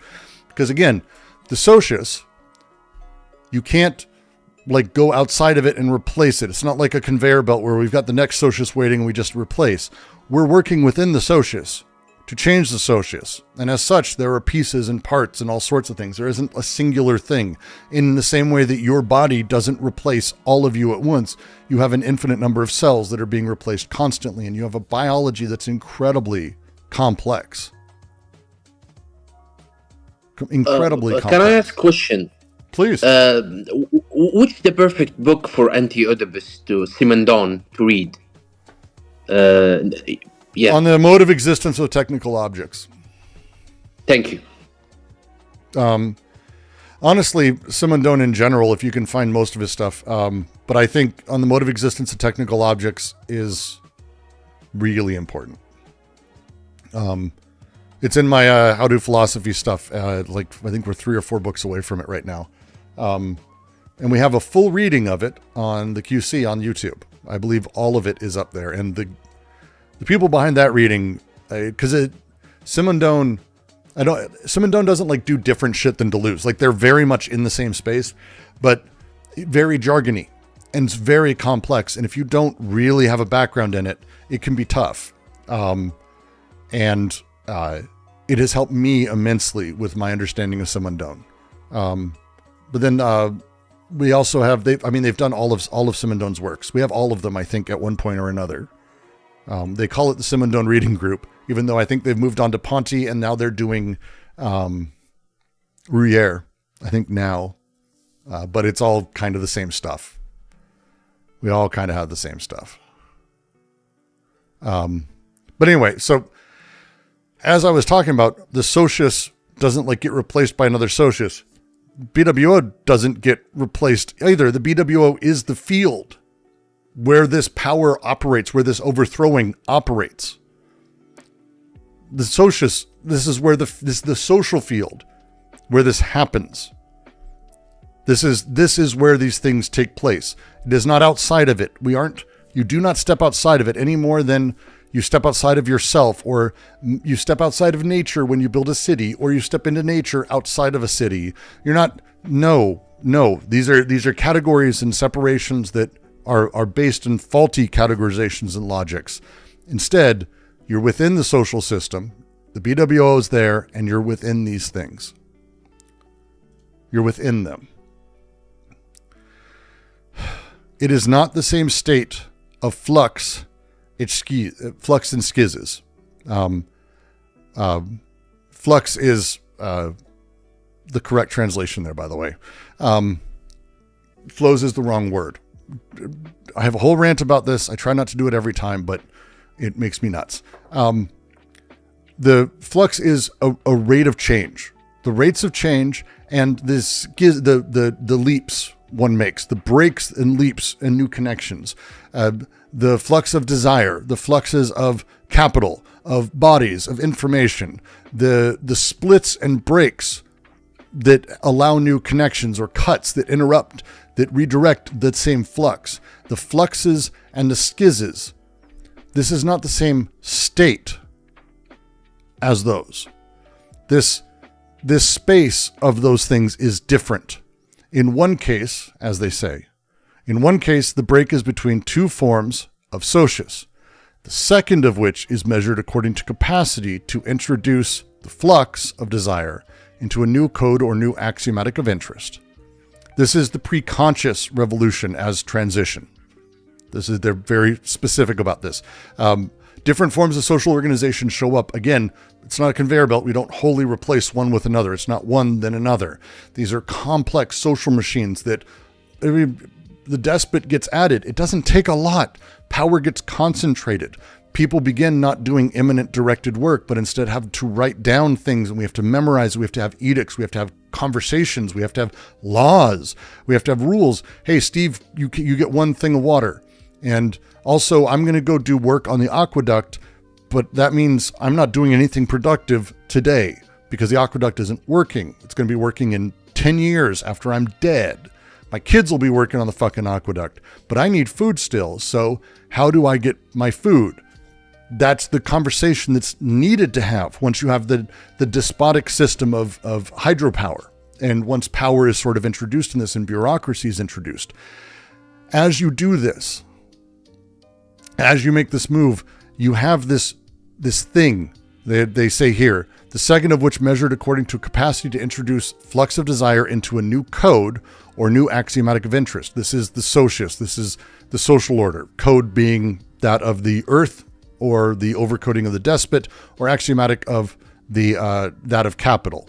Codes themselves are qualitative systems of inscription that sort of build in primitive societies. Social organizations get organized by kinship rules, blocks of mobile debt. The despot comes in and overwrites these by saying edicts. This is true. This is true. He writes over them, imposing meaning. The same channels of flux, the same setup here, but it's now overcoded. Whereas the axiomatic are quantitative systems of organization that capitalism has. These are not imposing meaning at all, doing quite the opposite. They actually translate qualitative things into abstractions of quantity, mostly money, capital. It's capital. So the decoding of codes happens here. This is the two steps. 2 seconds, just let me finish really quick and then we'll go. Because the whole point here is about how labor and everything changes in capital. And as they say, just to say again, the second of these is measured according to its capacity to introduce the flux of desire into new code or new axiomatic of interest.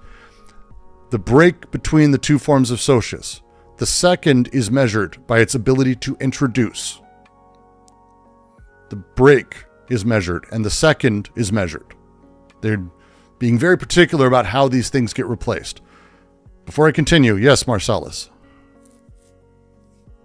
I don't know, but like it's kind of the Socius, like the Socius is the social, right? And like like within the Socius, this kind of desire and production and the passive synthesis and all like the synthesis of desire, right? Which is on the pre-conscious or unconscious like level, right? We're dealing with like, I read different repetition in like Eros and Thanatos, like for Deleuze it's kind of like a kind of like there's no difference between them. Like the power of like creating and destruction is something doesn't have difference, right? Eros and Thanatos, right? Even of our previous reading with Saad, right? Mm-hmm. And he mentioned Saad and Mazak, right? And one of the things that also related to my story or my experience at least, right, is that when I kind of like knew some people who work in taxi driver, is like Uber, right, in Tunisia, right? Mm-hmm. A bullet is an app. You are falling apart very quickly. Like, it allows you. Is that me? Hello? Is it just me? Is it anyone else? You fell apart and became you became a robot. Hello? Hello? Okay, it's Can not you just hear me. No. Hello? If you don't say hello again. Uh-huh.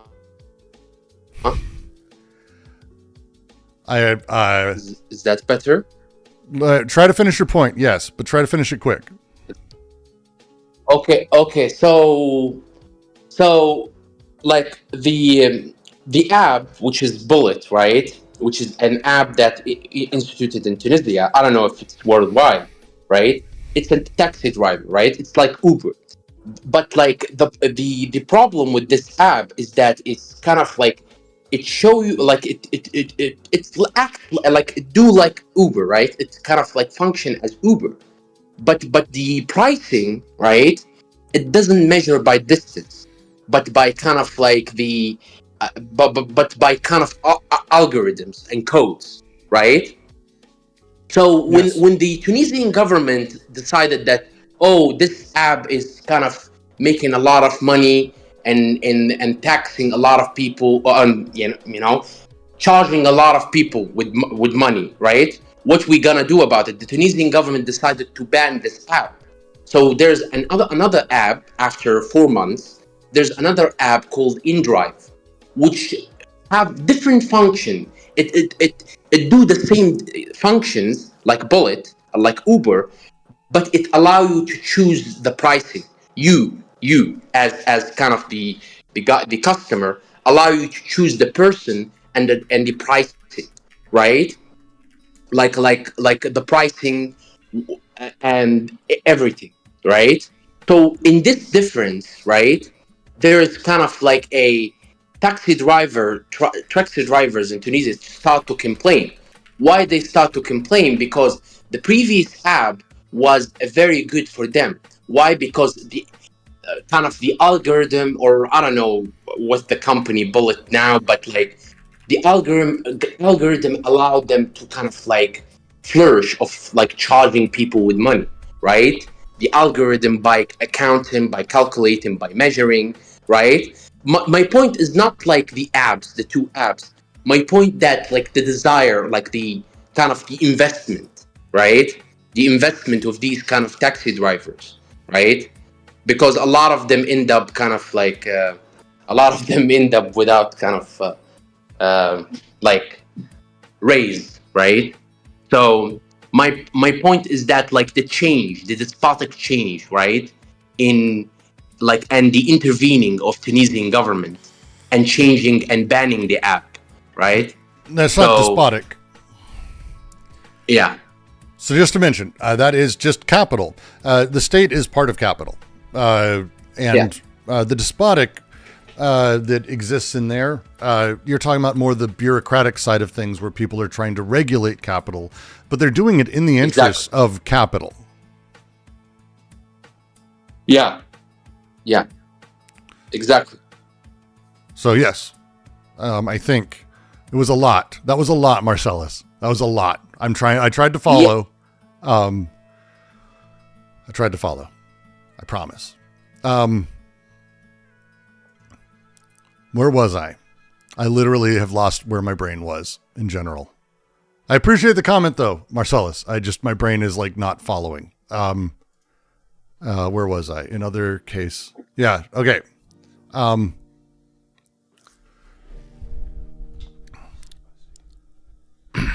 Okay. The unconscious revolution does not merely refer to a Socius that conditions this change's form of power. It refers within this Socius to the regime of desire and production has overthrown power on the BWO. It's not the same state of flux and schiz. We go through the one, NVIDIA. We have the one we just went through, which is the preconscious revolution as transition between social organization elements. Code and axiomatic, as they say, it's the ability for the breaks, the second of which measured according to capacity to introduce flux and desire into new codes or new axiomatics of interest. This is as the Socius shifts. It does. There's no, again, it's metastable. It's not a stability, not a totality. Jimbo, Marcellus is a replicant. Hey, Marcellus, you're in the desert. You see a tortoise upside down. Sorry. Sorry, it's a bad joke. It was a lot. I want to have a conversation about that later because I think there's, like, my brain is wanting to fight over that and have that conversation because it is actually important to what we're talking about, but I kind of am not mentally able to right now. I'm sorry. I know. We'll get to it. But the second half, in the other case, the break is within the Socius itself, in that it has the capacity for causing the flux of desire to circulate following their positive lines of escape, and for breaking them again, following breaks of productive breaks. The unconscious revolution is internal transformation rather than replacement. Lines of escape that exist is again not about you escaping the social world or becoming catatonic or going schizo, but instead it's the trajectories with which the flux of desire flies when it breaks free of the organized elements that are sort of produced for it. It's positive when it creates new connections and possibilities. So you have the flux escape, and with that, it escapes, but connects because it's outside. it expands beyond that border. It expands beyond that thing. Okay? And as such, these new connections, new possibilities exist rather than destroying old forms. That's kind of the difference here. That's the first that they went over. One case, the break is between two forms of Socius, the second of which is measured according to its capacity to introduce flux of desire into new codes or new axiomatics of interest. This second bit that they're talking about, this idea of the breaks of productive breaks, is this odd way that revolutionary activity is ultimately like self-referential, self-dealing. Revolutions must break with themselves, with their own tendencies to crystallize into a new organization. This is not about being, it's about becoming. And as such, you need to break with breaks of productive breaks. That's the breaking them again, following the breaks of productive breaks. This is the complexity of how difficult a revolution actually is to have take hold. It's just easy to let a thing crystallize. It's super easy to just let a thing fucking crystallize and become that thing. Oh, we've got our revolution. I'm glad you've got your revolution. Now what have you done? Well, we decided to harden it into a thing, and now we're a dictatorship. Isn't that great? No, you crystallize. So you need to find productive breaks, and you need to break with them. Breaks need to happen. Lines of flight need to happen that create new potentialities, that expand the space of what is potential and allowed. The organization, and I leave a space in there for a reason when I say it, the organization of these things is the important thing. The most general principle of schizoanalysis is that desire is always constitutive of a social field. To say again, I'm just going to say it one more time. The most general principle of schizoanalysis is that desire is always constitutive of a social field. Desire is not yours. Not really. You aren't even yours, even as you're saying that. Constitutive of a social field challenges this distinction we tend to have between individual psychology and social organization. The idea of self-help itself becomes problematic underneath this. Desire is constitutive of a social field. The individual, and again, I go to Marx. This is why I really think it's extremely a Marxist book. Marx said the line, the individual is a social being. He didn't mean that like the individual likes going out and having beers. No, the individual exists socially. Desire exists socially. This thing is happening. It's always social. It's always political. There's not a desire that gets turned into something else that then becomes that. It doesn't become sublimated. Freud, Zizek, Lacan, it's not that. It's not mediated. It's not any of that. It is social. It is social. In any case, it doesn't have relation go ahead, to ideology, right? Well, that's the next line. In any case, desire belongs to infrastructure. To ideology. Desire belongs to infrastructure, not to ideology, which is a huge leap from traditional psychoanalytic thought, but also I would say, I'm general Marxist sort of, or Marxist leaning interpretations of psychoanalytic thought. It is not ideology. It's infrastructure. This is saying to orthodox Marxism up front that desire is not this weird superstructural realm of ideology. That's not really how this works, but instead it's the material base of social production that desire's in. The infrastructure, they mean infrastructure.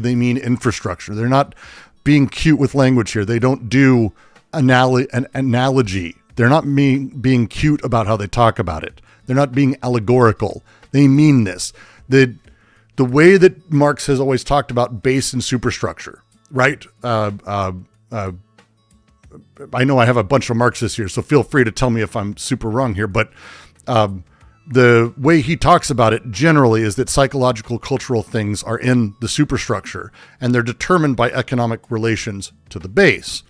But they want to challenge that. They're doing it really through kind of an Althusserian take on Marx. It's why if you saw my unboxing of all my books, I have a couple of Althusser's works, but the idea of overdetermination. But they're even going beyond Althusser. because it's, for them, this materialist conception of desire, a materialist psychiatry, which is what this book is set out to do, is that. This is their critique of ideology laid bare. There is none. There is no ideological setup. Desire is in the infrastructure. It is there. Desire is in, as they say, desire is in production as social production, just as production is in desire as desiring production. They're blech.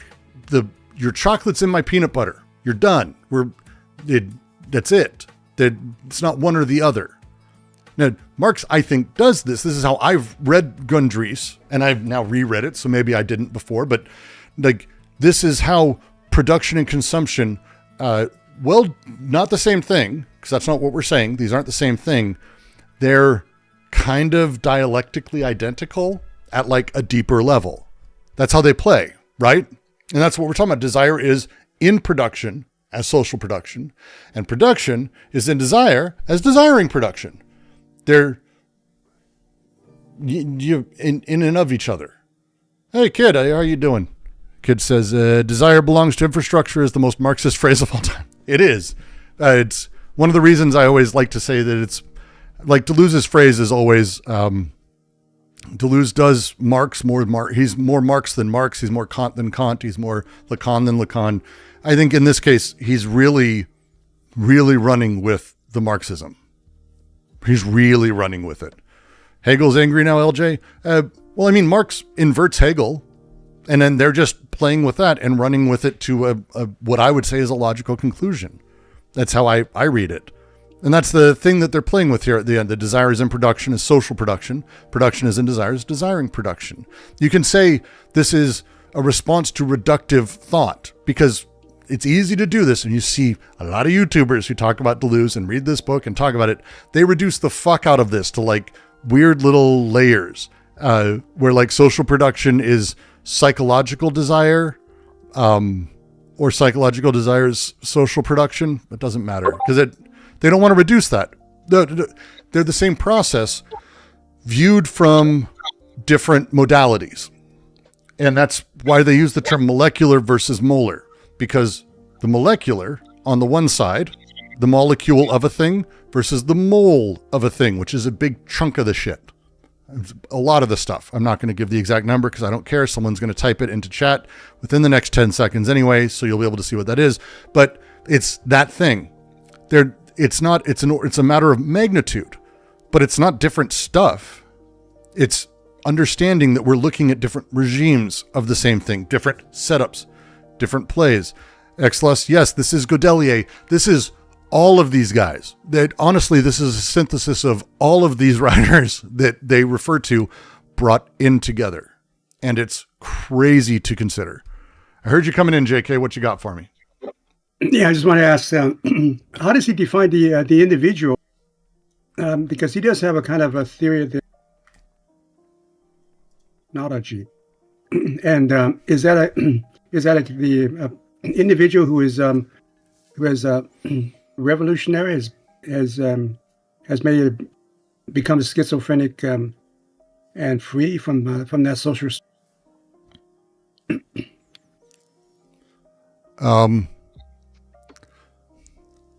So half of what you were saying got cut out a little bit. Yeah, but he has this. Yeah, does he ahead. have this kind of idea of the nomad who is found a line of flight that has found its freedom infrastructure? Not in terms of the individual. Like they talk about these things, and A Thousand Plateaus is a very where nomadology comes from, and that the use of that term is a very different way to sort of talk about it than saying, oh, we should all be nomads. They're not being quite that reductive. The conversation is more about in A Thousand Plateaus giving us tools in order to understand ourselves. The way that they talk about the individual is through desiring production. We are the thing which consumes in the same way that a consumer in society consumes. But we consume the productive elements of our unconscious. And we enjoy consuming that. I consume Hungry Brooks when I decide that I am Hungry Brooks. And then once I've eaten and I'm not been that, I decide I'm not hungry Brooks and I consume that Brooks. There's many subjectivities that get produced. Again, I think Klosowski's vicious circle explicates this very, very far, and talks about the multiple subjectivities that sort of exist within this that I think is incredibly important. But yeah, the individual here is one that is produced by a confluence of these forces and then consumes the product of that. And it is never a single individual. It's always an ongoing consumptive process, the same way that a social system is. It's always consumptive, necessarily. And so that's for them the big deal. So within the capitalist system, if there are entities like groups of who start a business and decide that they want to limit the amount of profit they want to make and pay the workers more and allow workers to invest in the company, like Costco and Trader Joe's and so forth. Yeah. Would they represent a kind of a revolutionary? Wouldn't it be complicated to have that conversation? I like that conversation.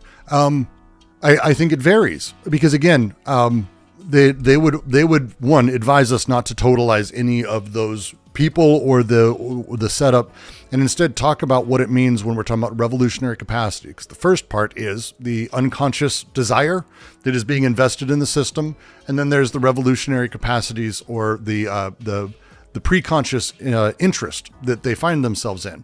It's entirely possible for someone who is a billionaire to openly talk about how the government needs to be overthrown and we need to move to a different system. It's entirely possible. Not saying it happens, because it doesn't really, but it's entirely possible because the interest one has is incredibly complex. And it is not just simply black and white. You're either a total revolutionary or not.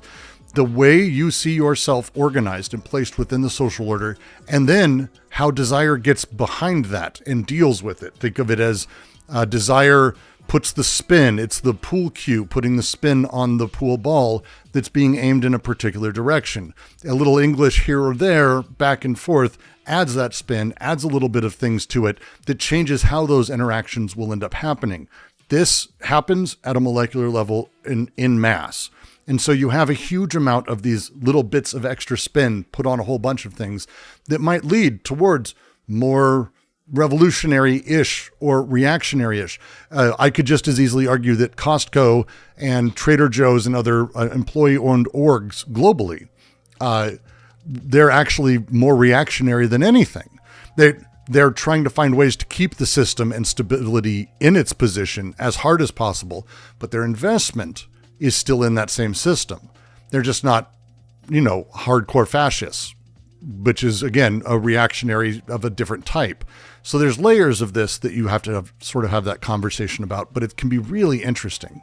Tuxedo has a great one. Succession, Kendall from Succession, who yells, "Fuck the patriarchy," or how fuck rich people is the best. They're billionaires. They're basically the owners of Fox. That's the whole point. But it's like the best example is Tucker Carlson, right? Or now If by the way, here's a sentence I never thought I'd say. If you haven't seen Tucker Carlson's recent interview with the president of Iran, I highly suggest you watch it. I do. I don't think the president of Iran does a lot of interviews, and Tucker Carlson got a solid long amount of time to really discuss Iran, and it's very good. Also, Channel 5 got an interview with Hunter Biden that's like forever long. That's very good. Things are weird. That's just, my brain is kind of eating itself as I've just said these things. We live in a weird time. We live in a weird time.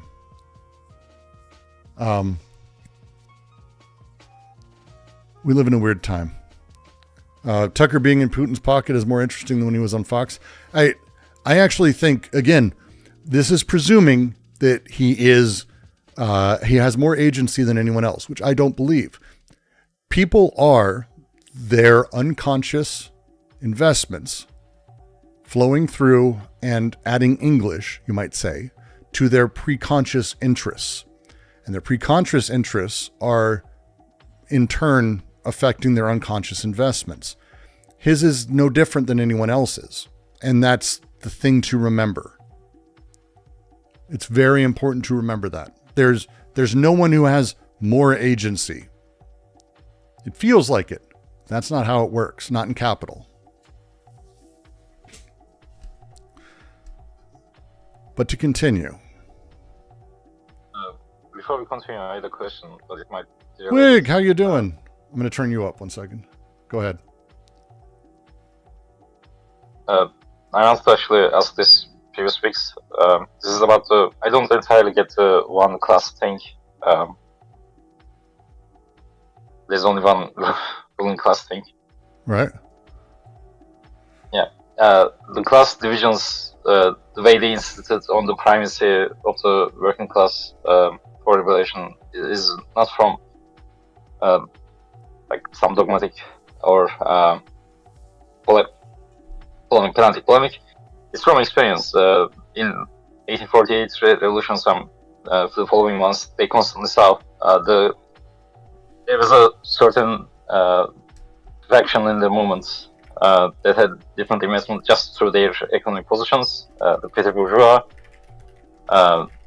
in contrast with the working class, when things actually come to fruition, they won't side they don't have the same interest, same investments. It's all the delineation of the classes themselves are all made it a point of different economic investments. So they all talk of investments.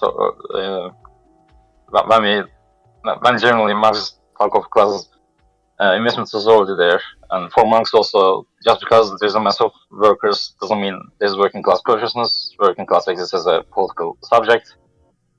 So at the same time, I don't get the intervention. And also, I think there's a danger in talking in terms of this monolithically, maybe not monolithically, maybe this monolithically. Marxists will speak of ruling classes multiple because it was always, nearly always multiple. It's just in capitalism, increasingly, there's only two classes, and one of them is the ruling one. But for any period in history, to do a proper materialist analysis, you have to focus on multiple classes of them. In 19th century Germany, you have to talk of the Junkers. In 18th century Australia, the Ruhmkorff. In Britain, still actually landlords and capitalists. Why would we just assume unity that doesn't exist among the ruling classes today or historically? Yeah, that's about it. So to restate, thank you, by the way, Wig. It's always good to hear you from you. So to sort of restate the broad issue or critique, you might say, of the idea of there only being one class is that, sorry, you said more than a few things there. I'm going to try to re-explain it with how I understand your critique to go rather than restating it. Apologies. The way they want to have a conversation is for us to look at the idea of how over time social meaning has changed. So we sort of had codes and then overcoding. And Capital doesn't do either of those. Capital utilizes axiomatics, which is a decoding of social forms. As such, within Capital, and again, this was a transitionary thing that happened over the course of the rise and rise of capitalism and the fall of despotism. But classes are ultimately something that exists now only as like a negative image of castes or statuses. Classes are orders. They're things that have been decoded because in the old days, we'd find our meaning as codified or overcoded within the social order. That's how desire was sort of set up. Social positions were organized through codes, kinship, and all of these things, as we were talking about. But the problem with this idea of the decoded class, that these things have been destroyed, there's now a quantitative equivalence within the marketplace that puts us in various positions. But all that logic is the same. It's not placing us in different positions socially. The logic that creates it, that we are investing in, that desire invests in, is actually the same amongst everyone. There's a general decoding of the flux that happens. So rather than there being a couple classes, the bourgeois is actually the principle of class formation itself. It is the historical force, the actual system. And so if you're in line with the system, you're bourgeois. This kind of fits in with general Marxism. The challenge for anyone else is that you're now defining those other classes by the very same logic and logical system that's quantitative that developed the bourgeois, which again is more of a shift, a new way that the wage subjugation operates. It's not really that there are direct masters. We may see them, we may understand things in those terms, but there really is only, as they say, slaves commanding other slaves. Capital controls all. Capital is the end all be all. There isn't a king or owners in that same way. So as capital has crushed and destroyed that transcendent position of the master, the Lacanian master signifier, the king, that which all is the fount of knowledge or the fount of meaning, feudalism, despotism, whatever feudalism also was, the medieval times, whatever, king time, there were clear distinctions between rulers and ruled. But that doesn't exist anymore, not in the same way. Everyone is subject to the same abstract machine of accumulation, the same abstract machine of production. And so they have the phrase that I love, more slave than the last of slave, first servant of the hungry machine, reproducing beasts of capital, internalization of infinite debt. It's more poetic and they're pulling from somewhere, but the capitalist isn't enjoying wealth in a traditional sense. Instead, it's continually reinvesting that wealth according to the demands of capitalist accumulation. This is what the bourgeois does, or people who see themselves identified with it. So the problem of the proletarian class, first of all, becomes praxis. They say the proletariat doesn't exist naturally as an objective class, but must be politically constructed through organization. The task of revolutionary social movements has always been to organize a bipolarity of the social field, a bipolarity of classes. Well, that puts us in trouble because basically it makes the proletariat a theoretical definition. It's people who have surplus extracted from them. It's wage earners, for example.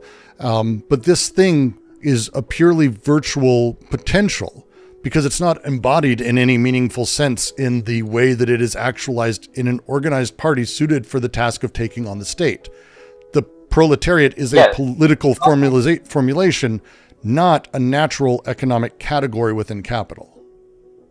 Someone was talking. Yeah, not taking Wig. Yes. Yeah, not me. Not taking on the state, sure. At least not always. In some certain periods, for a couple months maybe. But surely it's a force the bourgeoisie has to contend with. It's a force bourgeoisie is constantly paranoid about. It's a force bourgeoisie is constantly surveil. And to the extent there's a political project for a bipolar classes for working class power, there is also a project of the bourgeoisie to kill it. Why can't we speak of it in terms of those investments as being there also? Say that one more time, slightly slower. I'm sorry. Just one more time, slightly slower. Apologies. It's not like it's just theoretical and potential, whatever power might be established from the working classes. It's how our politics in many places are directly geared towards. To the extent bourgeoisie is grappling with the potential of working class power, to the extent that they are paranoid about it, and to the extent they see certain things as leading to that, why can't that be?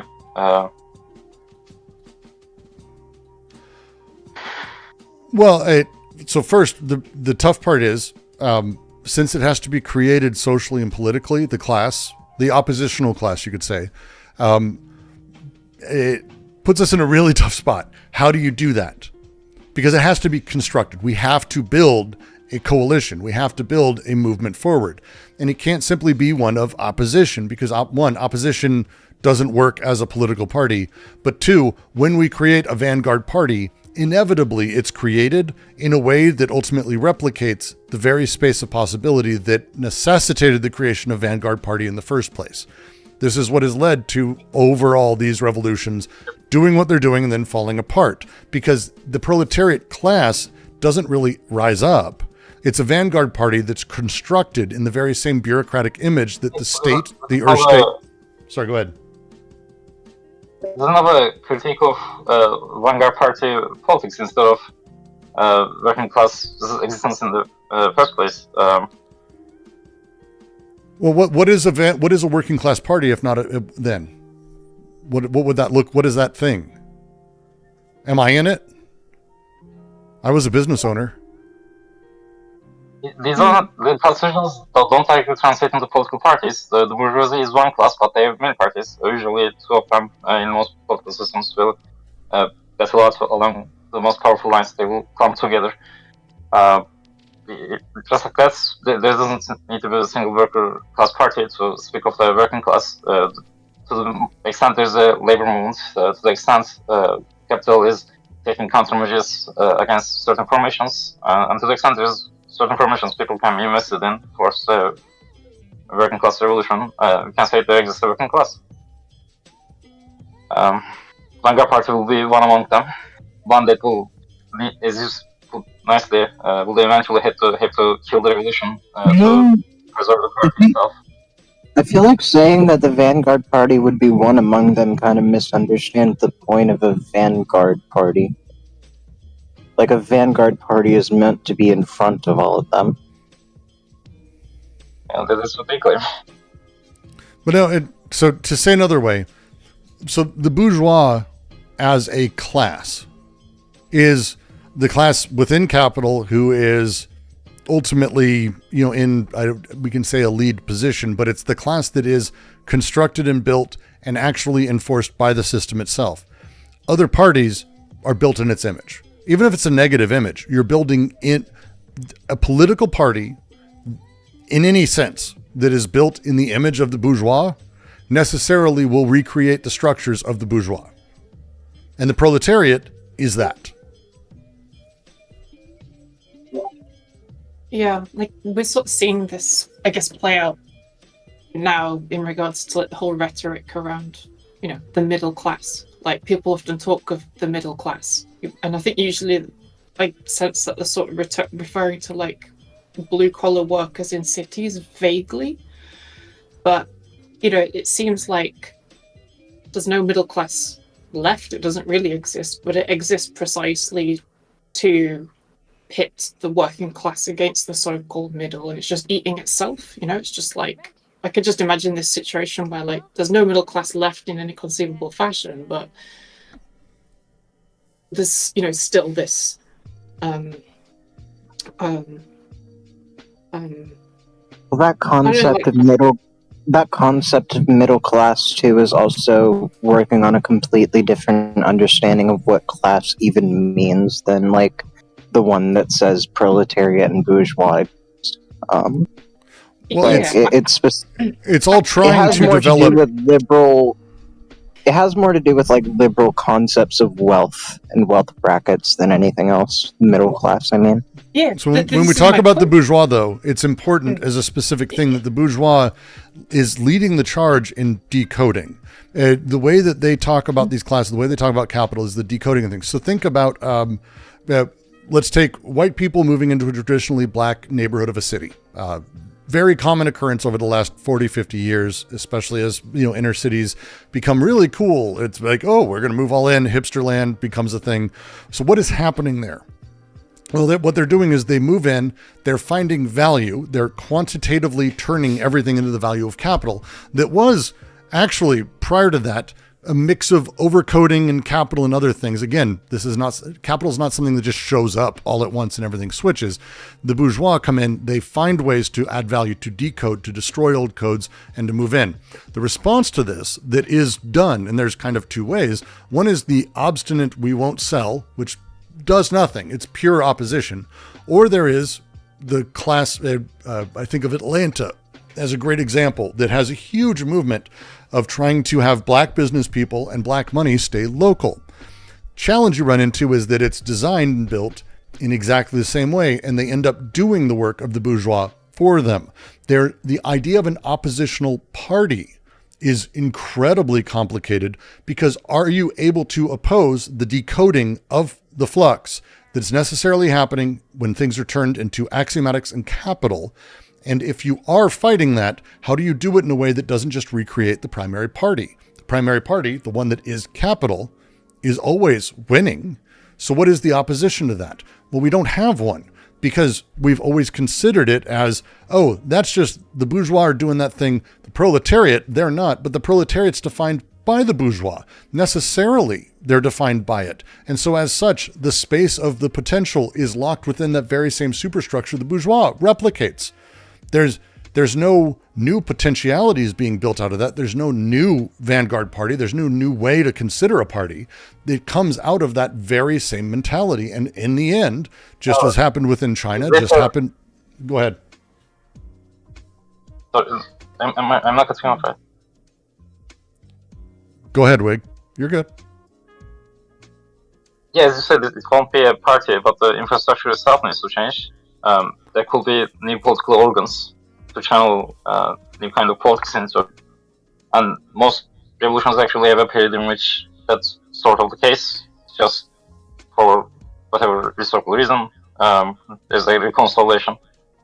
Yes. For the Soviets, it will be the Bolshevik party's desire to stay in power after losing a very bad Soviet election. And they're willing to mess with elections from down continually. And at that point, their politics doesn't really connect to the working class base, but it's the inter-party conspiring, which leads to, where. But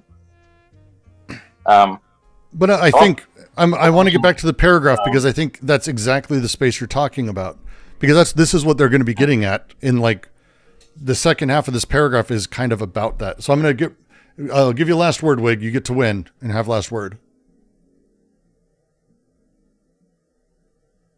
But the last word won't play well with the paragraph, I think. I was going to say, isn't all political conflict oppositional until any position arrives? You're initially reacting to a particular kind of political contest or rhetoric. Especially, and there's a reason very few have succeeded. Even when they failed, it's still moves us forward. Yes, well, it's the American Revolution overthrew the king only to create what we have now. Like it moves forward, and it's the slow wheel of time. You can have yes, but it's the thing they're getting at underneath it is how do we do more, and how do we reconsider this to think through that. And as they're saying, and I'm going to dive right to it, because we just said the line, desire is in production as social production, just as production and desire is desiring production. The next line, but these forms can be understood in two ways, depending on whether desire is enslaved to a structured molar aggregate that it constitutes under a given form of power or gregariousness, or whether it subjugates the large aggregate to the functional multiplicities that it itself forms on molecular scale. To go into this is really a lot of wording, but it's a question of whether things are descriptive or determinate. Very, very subtle difference. But when we talk about the way that things are said, or how desire is dealing with representation, the words we use and the way representation works don't have to necessarily control desire. That's just how it's working. But right now, desire is subjugated to that. The voice subjugated to the written word, as they talk about under despotism, and then moves further under capital. The molar, as they talk about it, are large scale, whole bodies, stratified formations, organized things. Think of schools or universities or governments or nations or races or social classes we've decided on, or whatever it may be. These things operate on principles of unity, primarily. Again, molar, a mole. A mole is a principle of unity. You primarily think of it as a mole, even though it is a fuck ton of stuff. I put the number in earlier. I'm not doing it again. These things exist as an organism of hierarchy, right? But they live within representation. On the other side, there's the micro processes that actually deal with this, the flux of things, the becomings of things that ultimately compose those formations. But they don't just compose those formations and like sit underneath them. They're infusing through them, and they're conditioned by them, and they undermine them. The molecular processes that are at work operate according to their own principles. So these things together play in ways, and again, they're not being metaphorical here. They're being very explicit, because this is how this stuff works in chemistry and physics. Things in large amounts don't just sit inertly. It's not really how it works.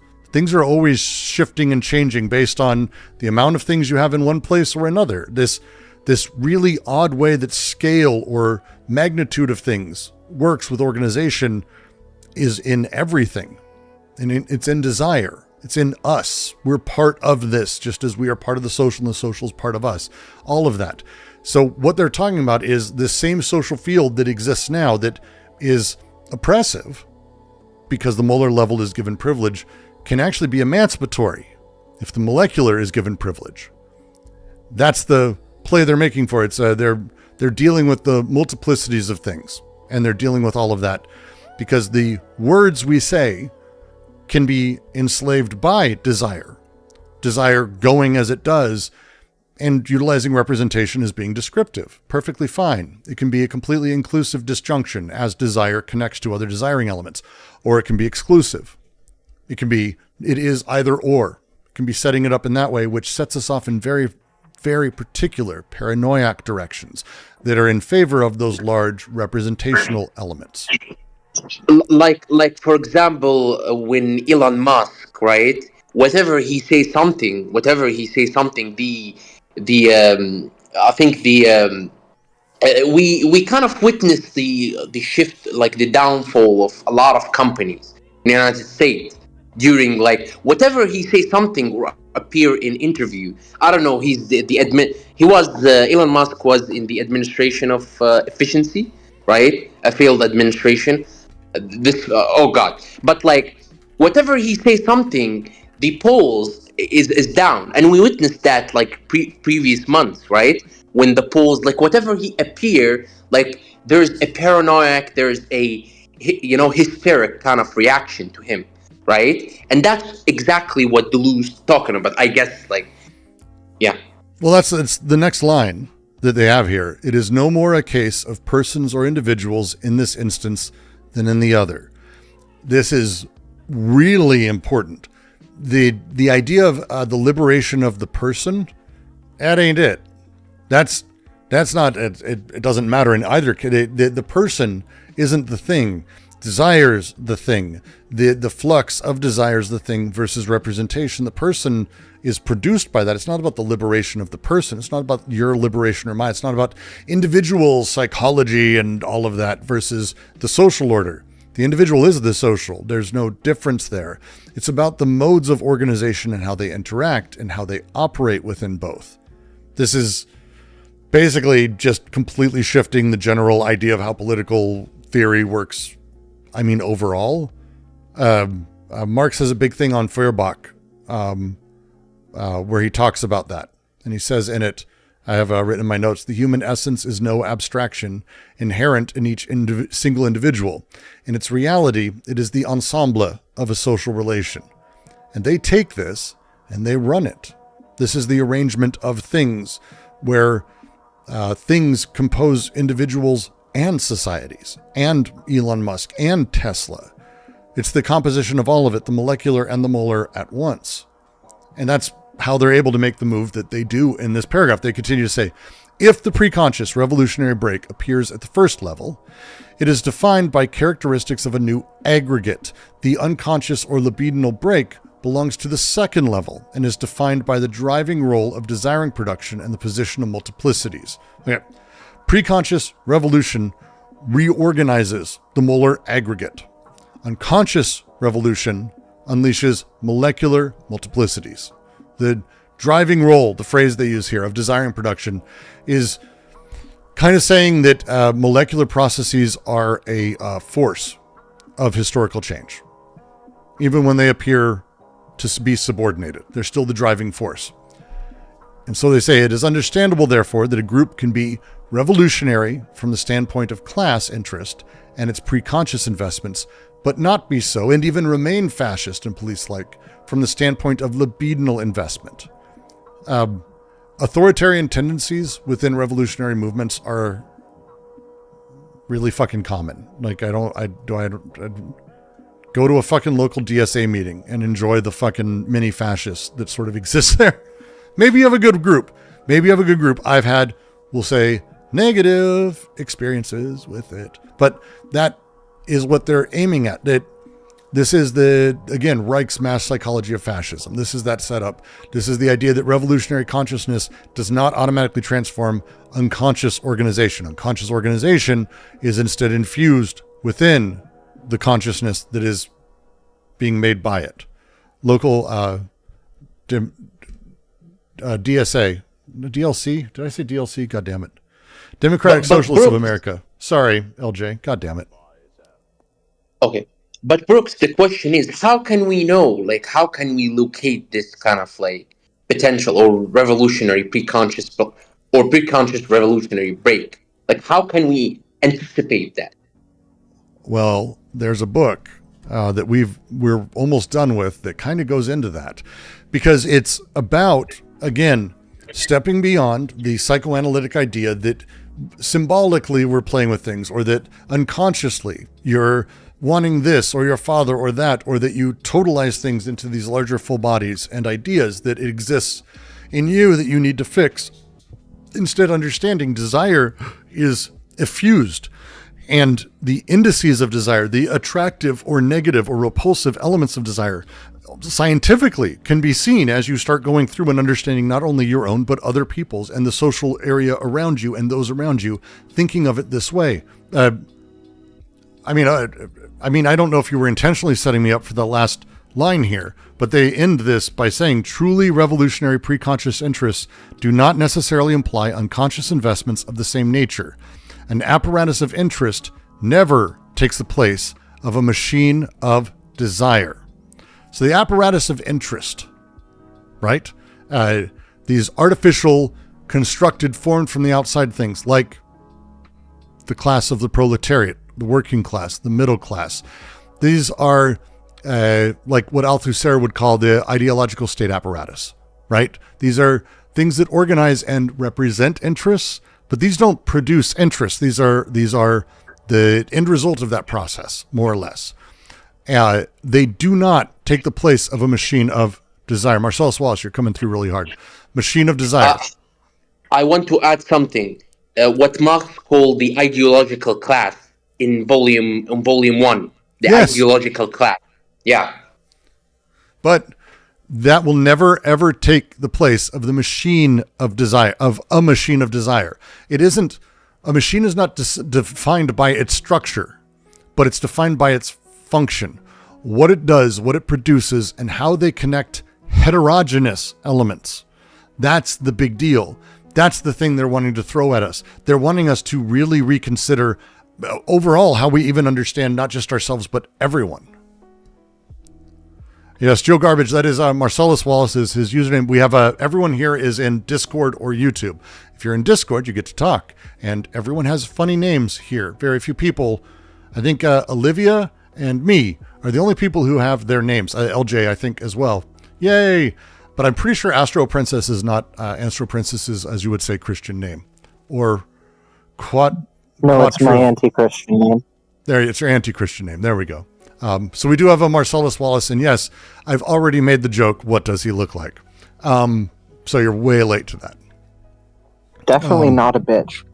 Yeah, I've made that joke many, many times. But that's the thrust of what they're aiming at, is to get us to reconsider not these large molar representations, and that, oh, people want this, or people want that. Oh, James is here.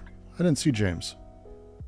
Oh, James is just typing. James isn't in voice. The thing they're driving at, it's not these large representations. It's not, oh, you don't understand, your proper interest is with your fellow working class people. It's not, it's with your fellow black people. It's with your fellow white people. No, it's more than that. It's the machinic elements, the the machines of desire are actually what is firing off. And those apparatuses of interest do not take their place. They organize and represent interests. They do not produce them. And that's the thrust here. That's the thrust here. But with that, that's 2.5 hours of AO. We got through 2 paragraphs. Hey, come on. Everyone, you should be very proud of yourselves. You should be very proud of yourselves. No one's proud of themselves. I would be proud of you. I'm proud of all of you people. Aren't you just wonderful? No? Maybe? A little bit? Maybe? Fair enough. I'm always proud of myself. Thank you, Brooks. Good. You should be very proud of yourselves. But I think that will end it for us today. And I will say, YouTube, as I like to end it, if you appreciate these readings, please hit subscribe, all that fun stuff. The next few days, I'm going to be doing a handful more streams as we sort of build towards trying to do something new. I've got a handful of books I want to go over, and finally, some new videos will be coming out because I've got my editing set up, finally back live after a week. My Heather has brought home Costco hot dogs. Speaking of Costco earlier, JK, I do love a Costco hot dog. So that'll be my lunch. I'm going to go do that. If you want to support, as always, drop a super chat, drop a membership, or head over to Patreon, patreon.com/DGQC. A cup of coffee a day, cup of coffee a month genuinely makes a huge difference in my world. Of course, you can just join us on Discord, and then you can also yell at me through robotic noises I'm mostly not able to understand as I ignore part of what you say and frustrate you, and I apologize for that, Wig. I do what I can. I try. But you can always join us, discord.gg/DGQC. And I'll see you all soon enough.